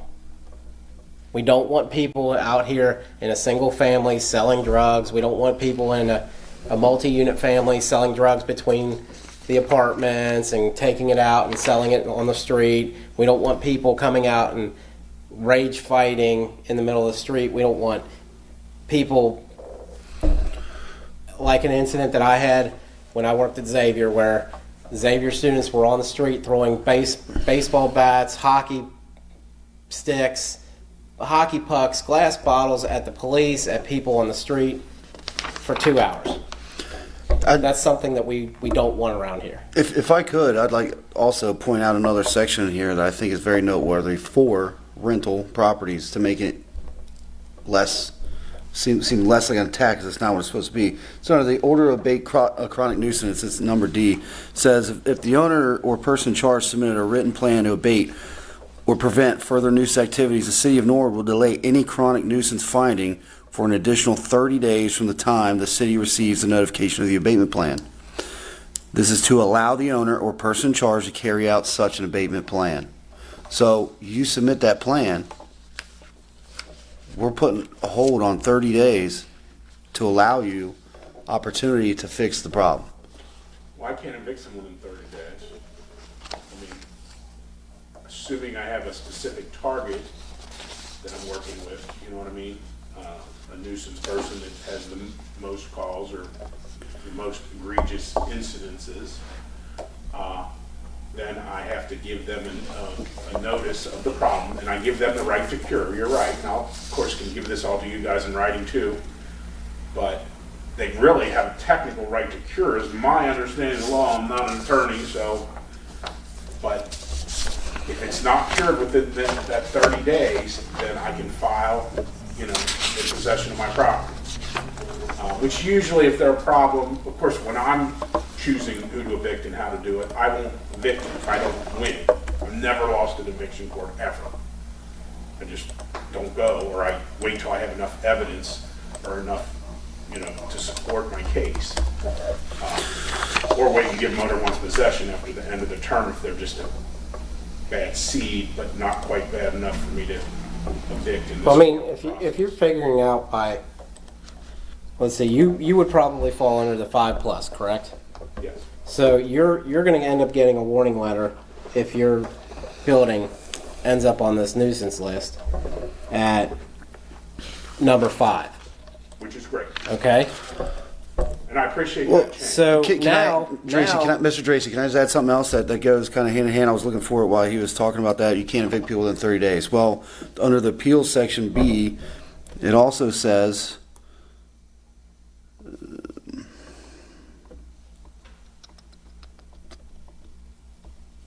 so say you go and you're in the process of evicting the person, and it goes over 30 days.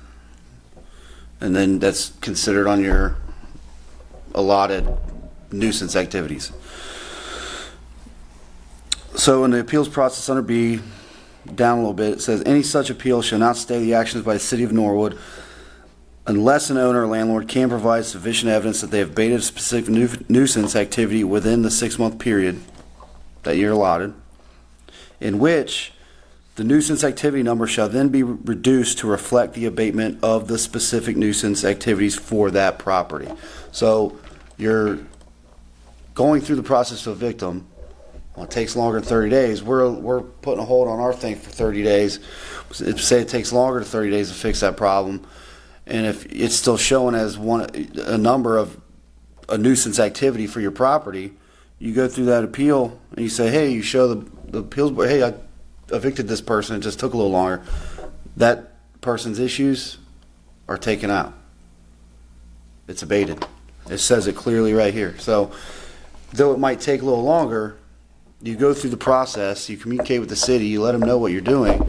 When that person is evicted or that problem is abated, it reflects clearly in the language for that specific person's nuisances activities at that specific property. Get it. And that's something that I think is also important. It just depends on how much the stuff is exactly assigned to them.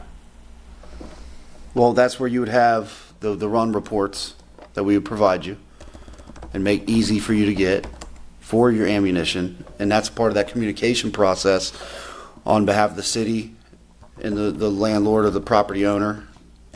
I get it. And it's part of that whole process.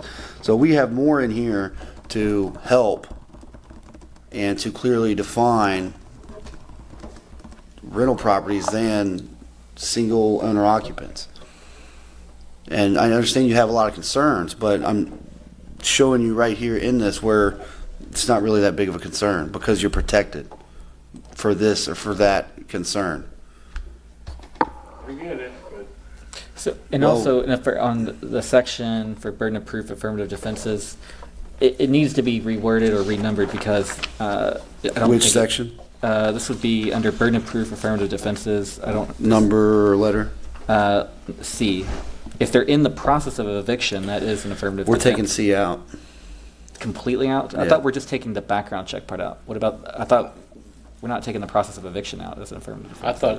I thought the law department said that section was pretty muddy. Yeah. I thought he said the background check part was muddy because what's the definition of a background check? I thought that if they're in the process of eviction, I thought that would still be fine. Maybe we can ask Yeah. Tim if he can clarify what he thinks there. Well, that's kind of covered also under Well, I mean, we can define it if I would say that could be defined in the sense that if a eviction filing has happened, whatever the term that is, like if I have If an eviction has been filed. if an Well, eviction has, to me though, under number 2, I'm sorry to cut you off, Mr. well, Watson. but the thing is, it takes 30 days though from notice before you can actually file the eviction. The next day, when they paid the rent for that month, I have to give them till, assuming this happened on the 2nd, if they paid the rent on the 1st, I have to give them to the end of the month to evict them for that. Unless it's a drug offense. I can't evict them when they paid the rent, if I've accepted it. There's a lot of nuances here, and I'm, again, not an attorney, but But I think potentially that we should leave like So, well, so you give a plan for abatement. That's 30 days hold. And if you need to, I'm filing an appeal on this one because I'm in the process of evicting. We got to give you a hearing within 45 days. So that's even more time that the city's holding because you're in the process of abating the problem. And then we have to give you a decision within 10 days after that. So that's 85 days that we are holding on that specific issue for you to figure it out. That's a lot of time. That's a lot of leeway. And I think with the evictions thing, number 2 on the burden of proof and affirmative defenses says he or she has knowledge of the nuisance activity. You would obviously have had knowledge of the nuisance activity, but you're promptly and vigorously taking all actions necessary to abate nuisance, including without limitation, compliance with the requirements of these Ohio Revised Codes, which I do believe covers evictions. So it is defined in there, in my opinion.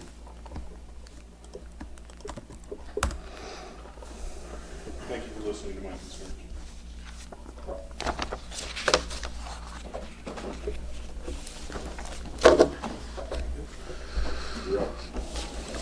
Okay. Pastor Sonny James, 1830 Hopkins Avenue. Guys, you know, Mr. Geraci, I respect your comment that we've been babying folks for 20 years.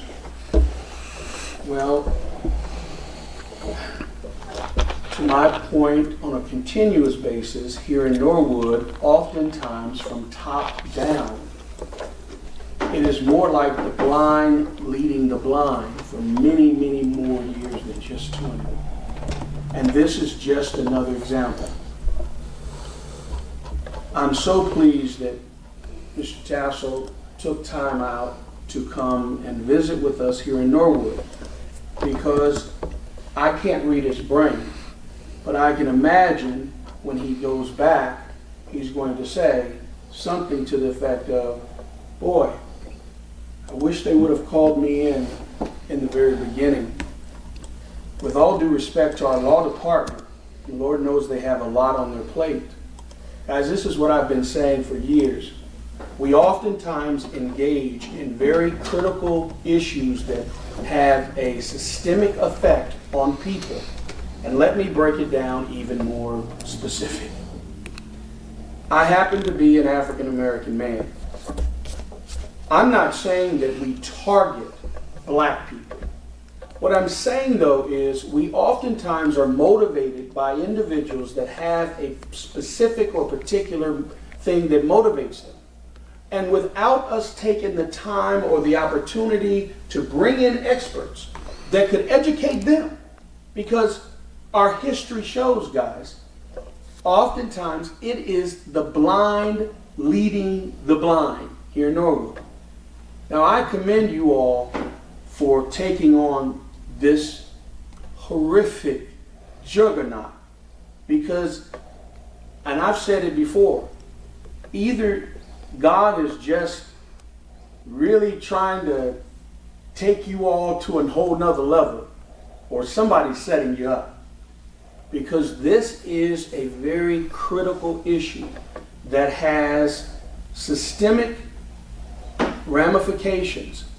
And so one of my concerns, and as we talk to a homeowner, guys, when you put stuff in there and you have no idea, listen, not understanding or not knowing isn't a crime, but it's not bringing the experts to the table. I don't know if Rebecca Goings is still there with the agency, very dear friend of mine. I mean, we had 8 weeks of solid training, and you know who was all at those trainings, as he clearly just told you? We had the Assistant Chief of Police there at the time, Mr. Twitty. We had one of our council members, Charlie Winburn, there. Dr. Herman Rice from Pennsylvania there, Rebecca Goins. And they had this think tank and training process. So we were all there learning right with the police from their perspective. Well, okay, we have our assistant law director here. But last time I checked, he doesn't do any runs. So it's how we approach what we're doing. We've got to not be motivated by a department saying, like you said, 15 pages, 16 pages down to 9. Guys, honestly, I could care less about any other community. I care about mine. And that's why I've come and I've participated with you all, and I have to commend you also. Because some of the fees, when I did look, I say, thank you, bravo, because those were too much. And so you took information from residents, like myself, you went back and you made the appropriate modifications. Bravo. At the same time, when you have a homeowner saying, or a business owner saying, guys, let's not rush to this right away. My whole thing is, let this be the beginning for Norwood, where we stop and bring in the experts who can tell you, hey, we've been doing this, we've been helping law departments. We help them formulate what's right for everybody. Because look around the country, this is a very tense time. But I do want to applaud each of you for taking on this thing. You've addressed some issues, you've made modifications, and I can honestly say, great job. Again, we talk about communication as I close. Again, I've spent a lot of time on this with you guys. But as a resident, I come to a meeting, I don't even have the documents. I don't even get a chance to look at what you all have put together. So I'm sitting here listening, and I have no facts on things that I believe, as a resident, we've done this together. But again, I feel like I'm just kind of left out in the wind. I didn't get any notification. I didn't have any pre-knowledge. If we learn to follow the experts, guys, not everything might be how we want it, but we've got to stop and we've got to listen. And I'm telling you from experience, the Greater Cincinnati, Northern Kentucky Apartment Association, they have experts. They have the experience. I was there personally, and I learned so much. And guess what? They also dealt with high-risk neighborhoods that you just can't talk out of your mouth. You got to bring some substance, because those homeowners, when you're at home sleeping, they're the ones dealing with that. And you have people like Mr. Tassel and that whole group here for us. So I'm not going to say bump our legal department, because we thank God we have them. But I am going to say we got to stop letting the blind lead the blind, and then we always have people around us saying, man, I wish they would have brought me in earlier. And how many incidences or situations do we have in Norwood, even right now, where I'm challenging and saying, guys, didn't we take time in the beginning before we started the whole thing to find out the facts? And so here again, and I'm just going to say, Mr. Gracie, you have worked hard. Say to you, Mr. Kelsh, you guys have worked hard, and I applaud you. Mr. Bonzo, Mr. Gabby, you guys have worked hard. I don't want to disrespect what you've done at all. I'm on board. Now, my thing though, guys, is since this is such an important issue, my whole thing again is interpretation and execution. When you all can sit here in front of an expert and you say things like, I think, Or wouldn't it? That says you really don't know. How do you know something unless you bring in the experts live time? Okay, so my first question would be, we've been working on this since February. It's now July, Yes, sir. okay? How many more months do we have to sit on this before we actually go through? You're asking us to sit on it, okay? So how many more months? Hold on.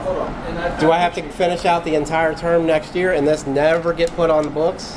Listen, first of all, you guys have taken this juggernaut and you really took the bull by the horn and you aggressively have addressed it. I applaud you on that, sir. I don't mean that when I say hold off, what I'm saying is I've been here, I think, the last several meetings. This is the first time an expert. Well, the first time I even knew about him was last meeting. But Yes. if we give ourselves more time in the beginning to ask questions, I'm sure our law department knows that there is a Greater Cincinnati, Northern Kentucky Apartment Association. So my thing is, why would they be brought in at this late time? Well, and I was looking at it as our law department brought us an ordinance From another community. Correct. That is almost identical to ours. Okay, and suggested it. And I've always said, why reinvent the wheel? Okay, so that's why I threw the original one away. That was set up by members. Okay, taken from a few different other ordinances. I threw the original one away. I took the suggestion of our law department of a solid ordinance. A solid ordinance. I've spoke with the person that wrote this ordinance in Middletown. Mr. Kells has spoke with the person that wrote this ordinance in Middletown. Our law department came to us and said, it's a very good ordinance. Again, I go back to why reinvent the wheel when we've got something that seems to work? And I respect that, but I will If say, I could add on to it. It's not that we're just copy and pasting this. We're making it work better for us. And we have worked with other people and taken advice and that. So to say we have, to make it seem like we haven't, we've been trying to do this in the darkness of the night, is kind of a little unfair. no, but and that's not my intention, Mr. but- Kelso. I apologize if anyone has taken Yeah. that. I was Well, only saying, I mean- before we start an action, we need to know that there are other people that have gone this route. There are other perspectives, and we need to hear them. And we're hearing from landlords, we're hearing from concerned community members, we're hearing from, maybe I don't know Mr. Tassel well, but he's very knowledgeable from my conversation with him, and he could be an expert on the renting situation like that. But at the same time, he's kind of concerned for himself because he's a landlord. This could affect him. He's kind of looking out for landlords too.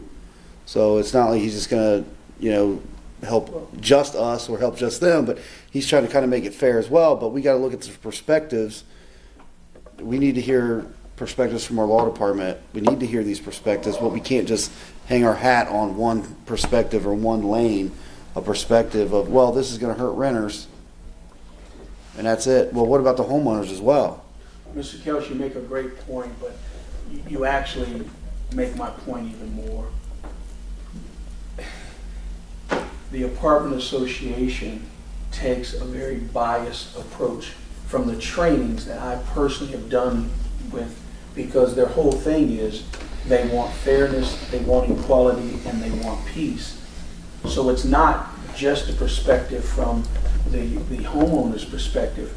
They take a community approach. And I'm just telling you from history, when you do that, sir, what you do is you actually address all perspectives. And that's all I meant when I said, listen, I love my community. At the same time, I'm not the only one here that can honestly tell you.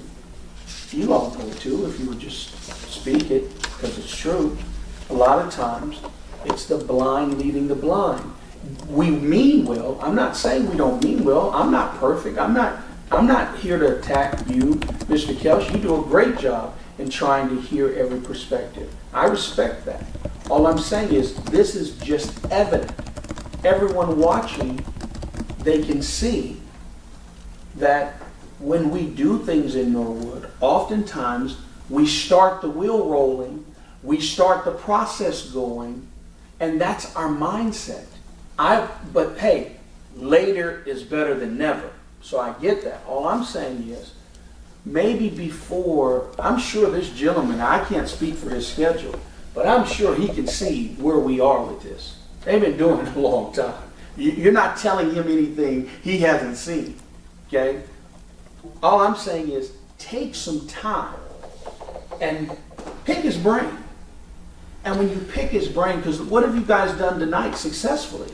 You've taken Middletown's model, right? And we've smashed that puppy to make it Norwood. Because you've taken time. And you've looked, like you said. And from what from will the work from the for inception our of this, I would like to say that we have taken perspectives in. We have made multiple changes. I believe every meeting we've had, I think we've Yeah, made a lot more every concessions than what perspective we've that has been and been said given. something, and even Mr. Tassel earlier just today, we shared his perspective, and I like it and I agree with it, and we're opening up that window for communication. We're putting the letters out sooner so that we can have that open line of communication with the landlords and vice versa, and they can have that with their tenants and vice versa. And we're also going to include in that letter the training program for landlords and that he mentioned and brought in. So, I mean, That's good. yeah, we started the process, we got rolling, and then, well, later in the game, we had some experts come in and stuff like that, but I respect is We that have to not? start somewhere. Yes. No, and I respect that, guys. Listen, I don't want to take us, we've been here a long time tonight. My whole thing is, and I hope you hear this from my perspective, as you sit here and you formulate things, I know a lot of times who sits at the brunt of these. And so I am concerned, and that's why I take up my time to come with you all and partner with you all. I'm not against you. I'm very much for you. I just want us to hear, and I don't have permission to say this, but it's the truth, so I'm going to say it. I really applaud Mr. Gabbard bringing his wisdom to the table, because that's what we need as we approach these difficult things. And maybe this is a challenge for our law department, that as they do come up with these wonderful initiatives, maybe they should be made more aware of what's actually out there before they put it on your plate. I don't know. I'm not here to say they we didn't- intentionally. They didn't put it on our plate. I'll tell you that. This However was, it happened, I don't mean. Maybe I'm saying it wrong. we're not This was something that Mr. Dracy and I decided to start doing Which is because we've good. been constantly alerted about nuisance properties. We have a problem, and that problem creates more problems. like I said, If you up don't on, handle this I- problem, then you up got on problems North. over here. We currently have a situation on Norwood right now where people are getting kidnapped and they're getting taken to ATMs by gunpoint Yeah. and forced to take money out. Yeah. That is something, if you had told me that when I graduated in 2006, I would have been blown away. But we've had landlords coming in and property owners, people buying homes and coming in and not maintaining things and breaking the law and constantly getting away from it. Drugs has gotten terrible. And right now what we have in the city of Norwood is a very bad picture of what we are. And I feel like a misrepresentation of what we want to be and what we'll take and be like, yeah, whatever, we'll take that on. And that's not fair. Yeah. And this fixes that. Is it going to affect people? Yes. Good and bad. It happens. But we have protections in here, and I'm comfortable with some of those. We're changing things where we can communicate, and we can communicate clearly, and we can work in that community aspect. But at the same time, to right that wrong, to right that ship, it's going to have to be an aggressive turn. So we have a better community that doesn't foster environments for things like that to happen. And waiting, I hustle. Okay, you're an athletic guy. Okay, I hustle. You can't teach hustle. You have it or you don't. Okay, I hustle. I can talk to Mr. Tassel.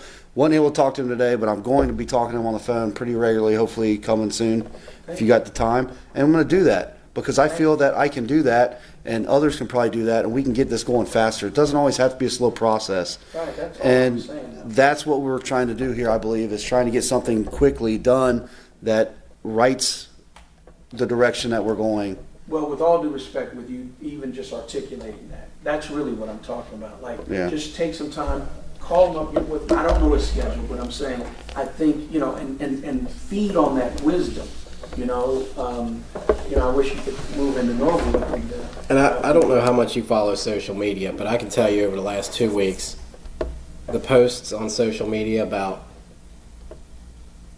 well, why aren't landlords being held accountable for all this grass that's up to my knees? I saw 4 of them last week. Some of them have been taken down, but I saw at least 4 of them last week of apartment buildings that had grass as tall as my knee. What? Understand. But yet I we're understand. trying to hit our homeowners for tall grass.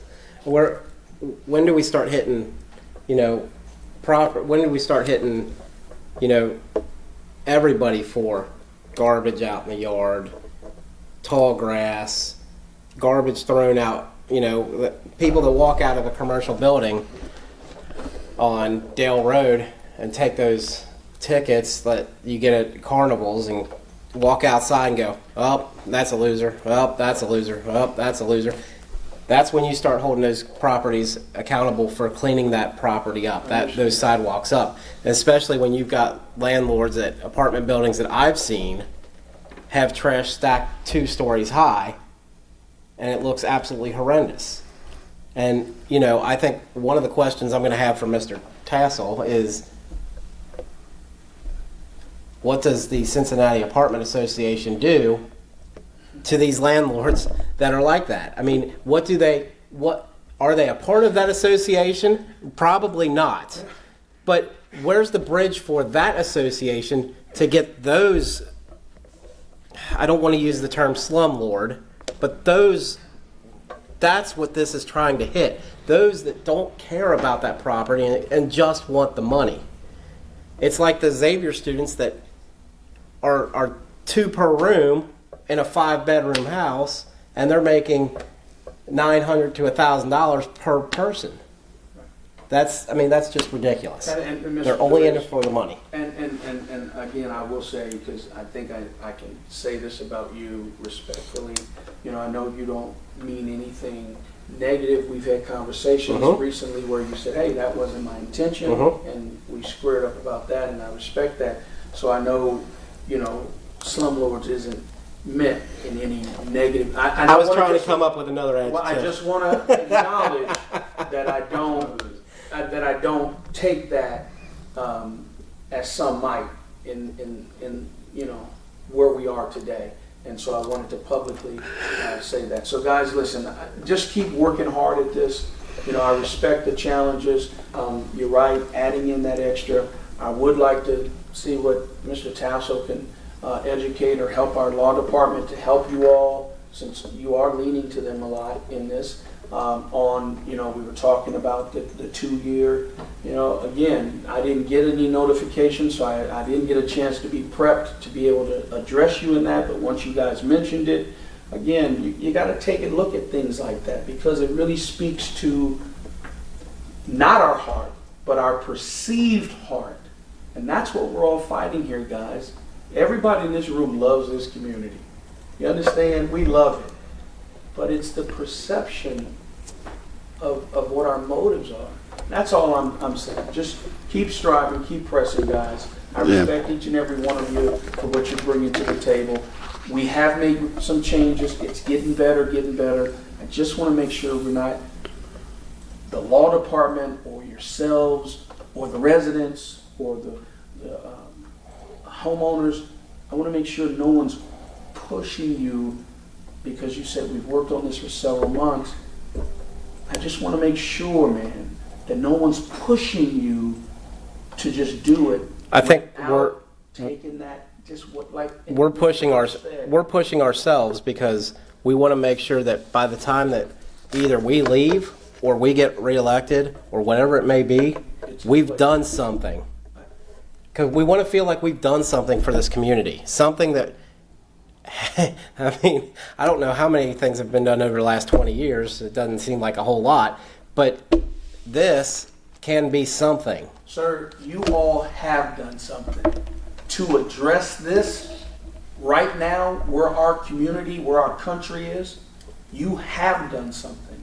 Don't let anybody slate you or cut you short and giving you your due props. You have done something.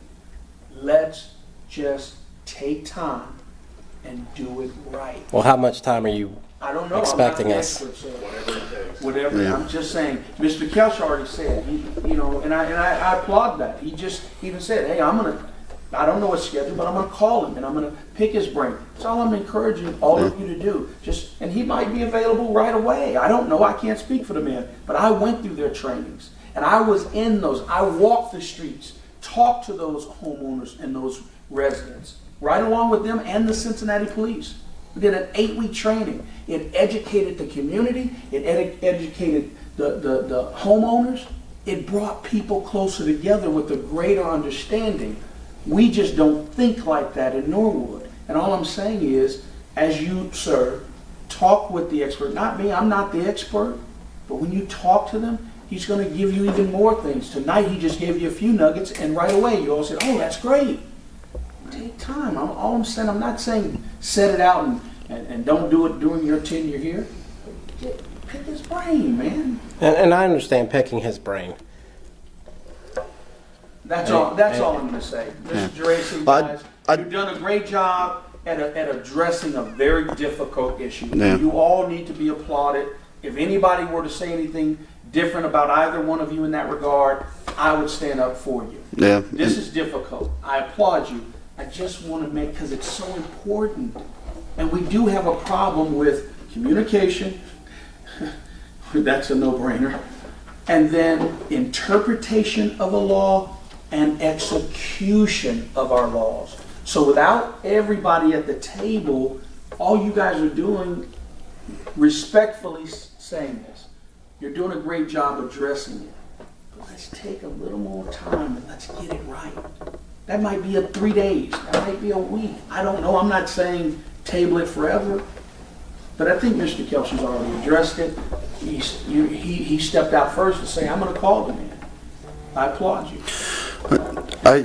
I do appreciate you coming out and speaking, and I definitely appreciate Mr. Tassel coming out and speaking, Thank you. Mr. Weigert, and even our assistant law director, Mr. Gary, for coming out. We have been here quite some time, but it is an important issue, so I definitely appreciate you guys coming out. Yeah. And I'll just note real quick, I did go ahead and send you a copy of the beginning ordinance that we had at the beginning of this. Since you've been engaged in this, you've been at the last few meetings, I am sorry that you didn't get a copy to look at. So You just I just sent it. Yeah, I just sent it. So you didn't have it before. Hopefully yours went through, because I kept getting it sent back to me Yeah, from you yours. And I will say, guys, I apologize. I don't know what's going on. Sometimes my email doesn't like me, I guess. Hopefully yours goes through. Yeah, I I don't just know used what the was going email on. address. I've been trying. Yeah, I've been trying for a week to send it out to you. And I received an email a couple days ago, a week ago from you, and I literally copied it with my computer and pasted it. So But it's there now. they're not. But you did not Hopefully. have it before, and you should have had one earlier since you've been engaged in this. So. Do we have any other comments that we want to try and change before? Well, I really wanted this to be the last meeting, to be honest, on this. Well, but I'll I guess just we're say gonna have that to the have law another one. department has a much different interpretation. I mean, there's a lot of differences between the law department's proposed ordinance and what's here. So I think that you and the law department probably need to work through some of those as well, because I've tried to work through. What's it the with law them. department's? No, I'm just saying. literally. There's a lot of things that are there in your ordinance that don't make it to the law department's version. So all I'm trying to say is that, Where did you get a law department's version? Mr. Gary sent it out yesterday. Huh? Was it today or yesterday? It was today, wasn't it? Sorry. Okay. So he just sent it out this afternoon. I would be confused. I would like to ask why. I mean, Keith Moore gave us suggestions. He didn't take anything out. Well, this We is an didn't take ordinance anything form, out. and there are We things made the that are- suggestions. We have the draft that we're looking on. We don't have an ordinance yet. We have a draft. No. And this is our draft that we should be talking about tonight, so I don't know why one would be sent. It was just, Our effort was to, as simply as possible, deal with this problem. so you were just taking it and putting it into a format? Before that, because Mr. Geraci last Tuesday approached me after the council meeting expressing frustration about not having it coordinated. Yeah. We were trying Well, I mean, I think we're still working the details out before we put it into an ordinance form, but But I think that proposal's there from him because I actually think that the one that they had, it's not. I don't think it necessarily. I think it almost doesn't go as far as, and there's less things in it than Mr. Geraci's has. I think they were just making it something that we could put on the agenda on Tuesday. But I think after talking tonight, I don't think it's. well, ready. it should have exactly what we have. Well, And it- the changes that we make, it should mirror. Yeah, that's fine. That's fine. All I'm trying to say is, I think that there's some work that just needs to be done there to get the law department and get the part that we have in order. That's all I'm saying. So, Did they get a copy? because it's essentially, I sent you a copy of this one, didn't I? The current draft we're working on right now? because when So we then got- there would be, so what would happen now is we just I went know, over it. I know I sent it to you because I sent it to Ollie, Mr. everybody Geraci would else. then work on a fourth draft. So there will be a fourth draft after this meeting. I would like when that fourth draft. Fifth, well, hold on, with another draft of changes that we'll make sure you get a copy of. Because I don't know why there would be an ordinance with not having all the stuff we have in here if we're sitting here doing hard work on this. So I know, but all I'm trying to say is, in my opinion, so when Mr. Geraci gets this next draft ready, I think he should send it out to the committee. But then at that same time, before we meet again, I think Mr. Geraci and the law department should work together and get us an ordinance form draft that we can review at the next meeting. I don't want to Yes, review okay. any more because ones that don't have the full ordinance. Because I'd rather have something that we can pretty much say yes, no, I see send what it to you're saying. council. Because So- this has like different things in it too that refer to the Norwood Code. It's probably slightly different in certain details too. So I really want to get at this next meeting as close to official as possible. Yeah, I see what you're That's- saying. That makes sense. I see what you're saying. But still, go ahead and send us out though your next draft. That's fine. But I just don't want to meet again until we get a. I mean, that apparently I got that at almost 6 o'clock tonight. No. I don't that's know what fine. I was supposed to do at 6 o'clock. If I even I'm would've not. found Yeah, it. I forgot. I didn't realize it was just sent just now. But that's fine. I think the process is we're working on drafts and changes, and when we finally decide on, hey, we like this, we don't need to change it. Then we get with the law department and let's put it in an ordinance format. And that's fine, but we're going to And end up let's having look at two that. more of housing committee meetings if we don't have the the version that Mr. Geraci and the law department work on together and get to us. We're going to have two more meetings. I'd rather just have one more meeting Yeah. with this group I agree. and get that thing to council. I agree. I know. I see what you're saying now. I'm sorry. No, you're good. I wish this was our last one. Me too. I do too, but I Wow. don't think we're there yet. Let's see, I think we're at 8 or 9 hours now. Of this. So I do want to express that before the last council meeting, I did meet with somebody on Worth Avenue that had a problem with 10 different houses up around that area. They're either selling drugs or they're walking up the street and selling it out of a business, or not out of a business, on the corner next to the business. Or they're having parties almost every night until 2 or 3 o'clock in the morning. And the music apparently is loud enough to where he's hearing it from almost a block and a half away. I also got notified that there's a serious problem on Ross Avenue. I can pull up a text here that I got from somebody.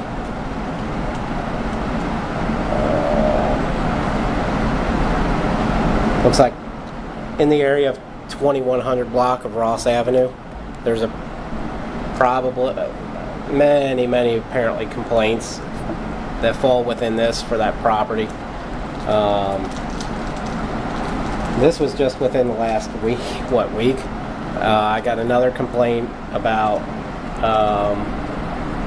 a property on Montgomery Road where the whole building is involved in drug sales, and one of the people within that building will come out and go over to 2 buildings across the street and sell with them and deal with them, and they'll be setting things up for future dates. These all been dropped to the drug task force? I've advised them to go ahead and let the police department know. I haven't followed up yet to find out if they are, but if we've got this many problems with, I mean, we're going to bog our police department down considerably. And that's why I think this nuisance ordinance will be effective in that type of area. Try and get the drugs out of the city. That's, I mean, just 3 complaints in the last week of multiple buildings. I mean, yes, Worth is, I think, maybe 7 of the properties are single family. Maybe they're rentals, single families. I'm not sure. I haven't looked into it. But I know that the Montgomery is a multifamily. I believe the one on Ross is multifamily as well. But just within the last week, complaints of at least 1, 2, 3, 10, 13, 14 properties. I just wanted to put that out there. That I know people think that we're crazy that we get complaints, but you know, I know you've gotten some complaints as well. But to have 14 properties in a week, It's unreal. that's kind of significant, and that's kind of why I wanted to. And I'm hoping that when Mr. Kelch, because we're kind of trying to tag team this, so I'm not calling Mr. Tassel and he's calling him, and we're asking the same questions. I'm kind of letting him communicate and do the communication. I'm hoping that you might be able to answer the question that I asked earlier of what can you do to help us with these landlords that are absolute,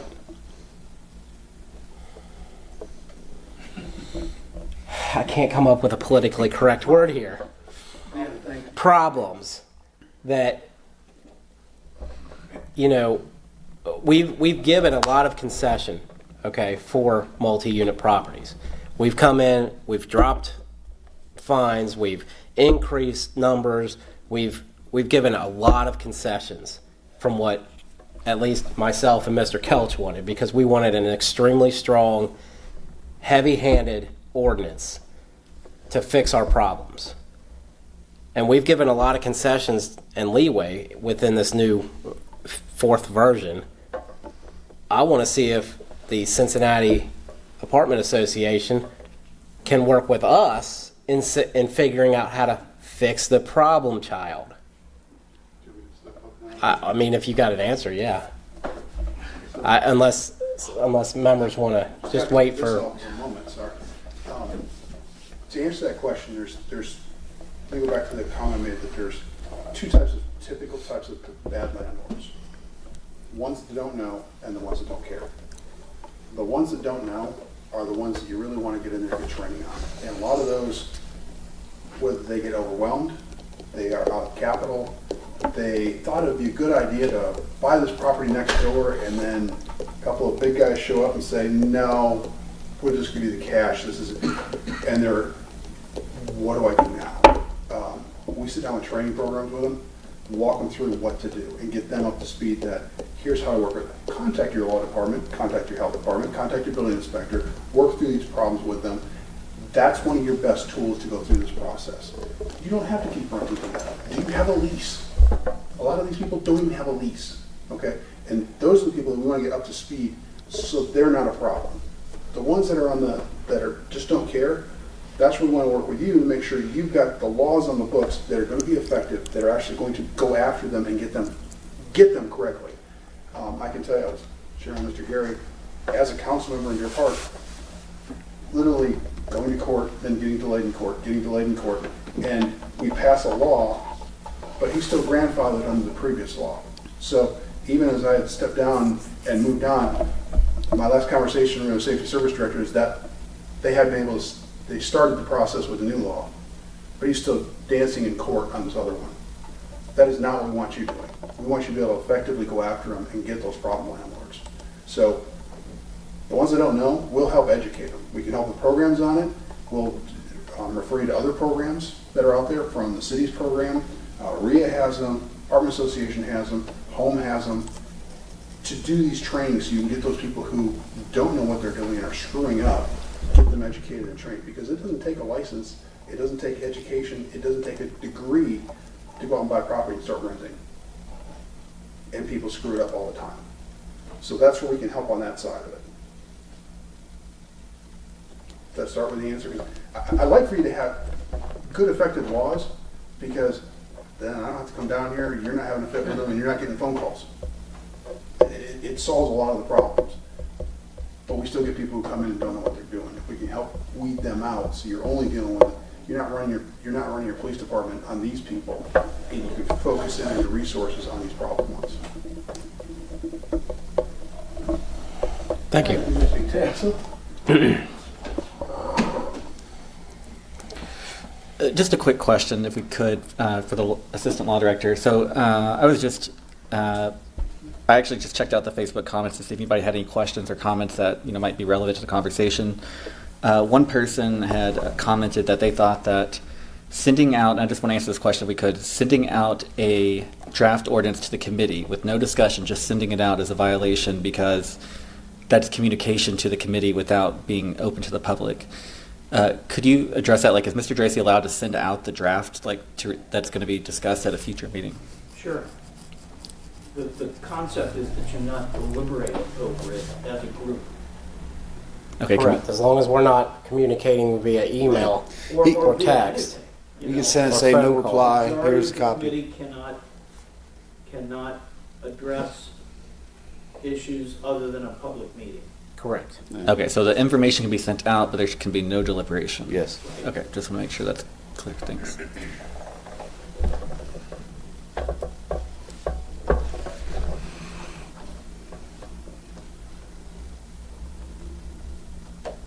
Anything else? Nothing from me.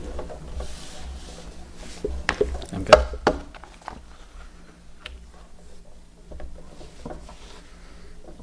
Mr. Gabbard? I'm good. Okay. All right. I guess since we're good for now, I'll keep working on this thing and get a fifth one worked up.